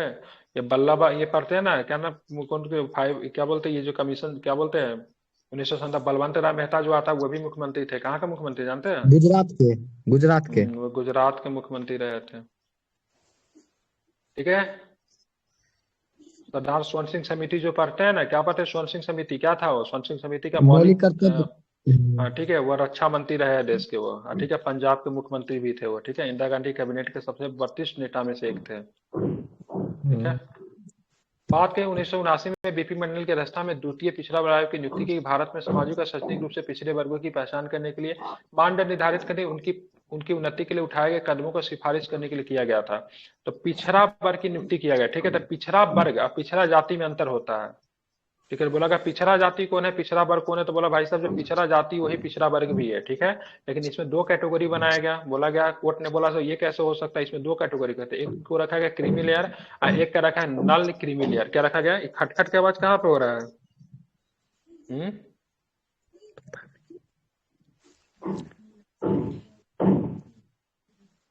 क्रीमी लेयर और नॉन क्रीमी लेयर। ठीक है, भारत का संविधान, भारत का राष्ट्रीय मानवाधिकार आयोग, ठीक है, 27% आरक्षण दिया गया था इसी के आधार पर। ठीक है, बीपी मंडल कमीशन की अनुशंसा को आधार बना के 27% ओबीसी को आरक्षण दिया गया। किसकी सरकार ने दी थी? तो विश्वनाथ प्रताप सिंह की सरकार ने दी थी। ठीक है, भारत का राष्ट्रीय कब मिला था? अगर मैं शायद गलत नहीं तो शायद 1990 होना चाहिए। एक बार चेक कर लीजिएगा आप लोग। ठीक है, बिल्कुल। ठीक है, एक बार देख लीजिएगा इसको। ठीक है, भारत का राष्ट्रीय मानवाधिकार आयोग एक स्वतंत्र वैधानिक निकाय जिसकी स्थापना 12 अक्टूबर 2000 को की गई। ठीक है, मानवाधिकार आयोग संवैधानिक निकाय नहीं है। ठीक है, वैधानिक निकाय है। ठीक है, वैधानिक निकाय। ठीक है, ठीक है, 93। ठीक है, भारत का राष्ट्रीय मानवाधिकार आयोग स्वायत्त विधिक संस्था मानवाधिकार आयोग की स्थापना 12 अक्टूबर 1993 को की गई थी। राष्ट्रीय मानवाधिकार आयोग का ये बहुत प्रथम अध्यक्ष के रंगनाथ मिश्र साहब थे। ठीक है, और ये इनका ये पूछता है एग्जाम में। ठीक है, ये एग्जाम में कई बार पूछा जाता है। ठीक है, बताइए कितना होता है इनका? 3 वर्ष और मतलब 70 वर्ष होता है, जो भी पहले पूर्ण हो जाए। अब बोलेंगे सर ये 70 वर्ष क्यों होता है? तो आपको पता होना चाहिए। तो 65 वर्ष इसका न्यायाधीश जो चीफ जस्टिस जो चाहे कोई भी जस्टिस वगैरह रिटायर होते हैं हाई कोर्ट सुप्रीम कोर्ट से, तो इनका उम्र कितनी होती है? 65 साल हो जाता है। तो जब भी से जो इसका हेड जो बनता है कोई ना कोई न्यायाधीश ही होता है, तो इसका 65 से तो प्लस आई होना चाहिए ना। प्लस 5 साल का एक्सटेंशन तो देंगे कम से कम कार्य करने के लिए। तो 65 प्लस 5 70 होना चाहिए। ठीक है, 70 वर्ष से ज्यादा वर्ष तक नहीं रह सकते, और कम से कम 3 वर्ष की आयु, 3 वर्ष या फिर 70 वर्ष। ठीक है, इसको ध्यान में रखना चाहिए। ठीक है, नियुक्ति किसके द्वारा की जाती है? तो राष्ट्रपति के द्वारा ही नियुक्ति की जाती है। ठीक है, अगर थक जाइएगा पढ़ते पढ़ते बोलिएगा बंद कर दूंगा। ठीक है, अगर लगे से ज्यादा हो रहा है तो बोल दीजिएगा बंद कर देंगे। ठीक है, ये 350 तक कर देते हैं। ठीक है ना, कर देना 350 तक। 350 तक। भारत की योजनाओं को डैश में नीति आयोग के द्वारा प्रतिस्थापित कर दिया गया 2015 में। जनवरी की बात करेंगे 1 जनवरी में। ठीक है, 1 जनवरी। ठीक है, 1950 में योजना को गठन किया गया। ठीक है, 1 जनवरी 2015 का अस्तित्व में नीति आयोग होती है। फुल फॉर्म पूछता है national institute for transforming India. सरकार का थिंक टैंक कहते हैं इस आयोग को। क्या बोलते हैं? प्रधानमंत्री की अध्यक्षता वाला यह आयोग क्या होता है? सरकार का थिंक टैंक होता है, या फिर इसको एग्जाम में बौद्धिक संस्था भी कहते हैं। ठीक है, ध्यान में रखेंगे। ठीक है, जो कि मतलब क्या काम कर रहा है? राष्ट्रीय व अंतर्राष्ट्रीय महत्व के महत्वपूर्ण मुद्दे के रणनीतिक तकनीकी का सलाह देता है। ये भी प्रश्न पूछा जाता है नीति आयोग बनने के बाद कौन सी संस्था का कोई उद्देश्य नहीं रह गया, मतलब यूजलेस हो गया? कौन सा? नहीं, राष्ट्रीय विकास परिषद। और राष्ट्रीय विकास परिषद अभी भी वर्किंग तो है, लेकिन मतलब वो यूज का नहीं रह गया। ठीक है, हालांकि राष्ट्रीय विकास परिषद क्या करता था? योजना आयोग जो चीजों को देती उसको अनुमोदित करने के लिए राष्ट्रीय विकास परिषद था। अब क्या है यहाँ पे नीति आयोग का जो काउंसिल वगैरह होता है उसमें सबको मुख्यमंत्री को उठा के उसी में डाल दिए। पहले राष्ट्रीय विकास परिषद का लोग पार्ट होते थे, अब सब तो यहीं पे बैठ गया था, सारा प्लान अब यहीं से हो जाता है। तो राष्ट्रीय विकास परिषद का कुछ वो नहीं रह गया। केंद्रीय सूचना आयोग का गठन पहली बार किस वर्ष में किया गया? केंद्रीय सूचना आयोग 2005 में। ठीक है, 5 में। ठीक है, यूपीए 2 की सरकार थी। यूपीए 2 होगा कि 1 होगा? 5 नहीं, यूपीए 1 हो जाएगा। ठीक है, 2 की सरकार नहीं थी, 1 की सरकार थी। केंद्र सरकार का क्या है? केंद्रीय सूचना आयोग के संवैधानिक निकाय नहीं है। केंद्रीय सूचना आयोग कैसी है? संवैधानिक निकाय नहीं है। केंद्रीय सूचना आयोग का मुख्य सूचना आयुक्त होता है जिसकी नियुक्ति राष्ट्रपति के द्वारा की जाती है। ठीक है, ध्यान में रखेंगे। भारत के, ठीक है, भारत के संविधान का किस अनुच्छेद में निम्नलिखित संविधान का उल्लेख है? इस संविधान का संशोधन संसद के किसी भी सदन में केवल विधेयक को प्रस्तुत करने में परिवर्तित किया जा सकता है। क्या पूछ रहा है? भारत के संविधान का किस अनुच्छेद में निम्नलिखित विधान का उल्लेख है? इस संविधान का संशोधन संसद के किसी भी सदन में केवल विधेयक को प्रस्तुत करने से परिवर्तित किया जा सकता है, ठीक है। अच्छा 368 की बात हो रहा है, ठीक है। भाग कौन सा हो जाएगा? 368 किस भाग में है? 20 20 में 20 में भाग है, ठीक 20 है। में बहुत सुंदर, कहाँ पे? भाग 20 में है, ठीक है। इसको आपको ध्यान में रखें। 356 पता ही है, 342 भी अनुसूचित जनजाति से संबंधित है, ठीक है। 331 में लोकसभा में आंगल भारतीय समुदाय का प्रतिनिधित्व 104 में संविधान संशोधन के द्वारा हटा दिया गया, ठीक है। यही राज्यसभा में बात करेंगे, राज्यसभा में 333 में है ना, सॉरी हाँ ठीक सर, विधानसभा में 333, हाँ 33 333 में, ठीक है। भारतीय संविधान के निम्नलिखित अनुच्छेदों में से कौन सा प्रावधान संसद में साधारण बहुमत के द्वारा संशोधित किया जा सकता है, ठीक है। तो संसद में साधारण बहुमत के द्वारा संशोधित है संसद में गणपूर्ति, ठीक है, कोरम, ठीक है। कोरम भारतीय साधारण बहुमत संसद में उपस्थित सदस्यों का 50% से अधिक होता है। यदि किसी भी समय 543 सदस्य में से पूरे उपस्थित नहीं है तो उस समय उपस्थित सदस्यों का 50% अधिक को ही बहुमत मान लिया जाता है, ठीक है। संसद की गणपूर्ति कोरम सदन के किसी बैठक में शुरू करने के लिए निश्चित सदस्यों की संख्या को गणपति पूरम करते हैं। भारतीय लोकसभा गणपति 55 होता है, राज्यसभा में 25 से भी काम चल जाता है क्योंकि मैक्सिमम सदस्य 250 हुए थे। किसी भी सदन का सदस्य तभी पीठासीन होगा जब संसद की गणपूर्ति हो जाए, नहीं तो संसद का सदन ही नहीं चलेगा। चलिए यहीं तक सीमित रखते हैं, 12 बज गया है। कल इससे आगे की चीजों को देखेंगे, ठीक है।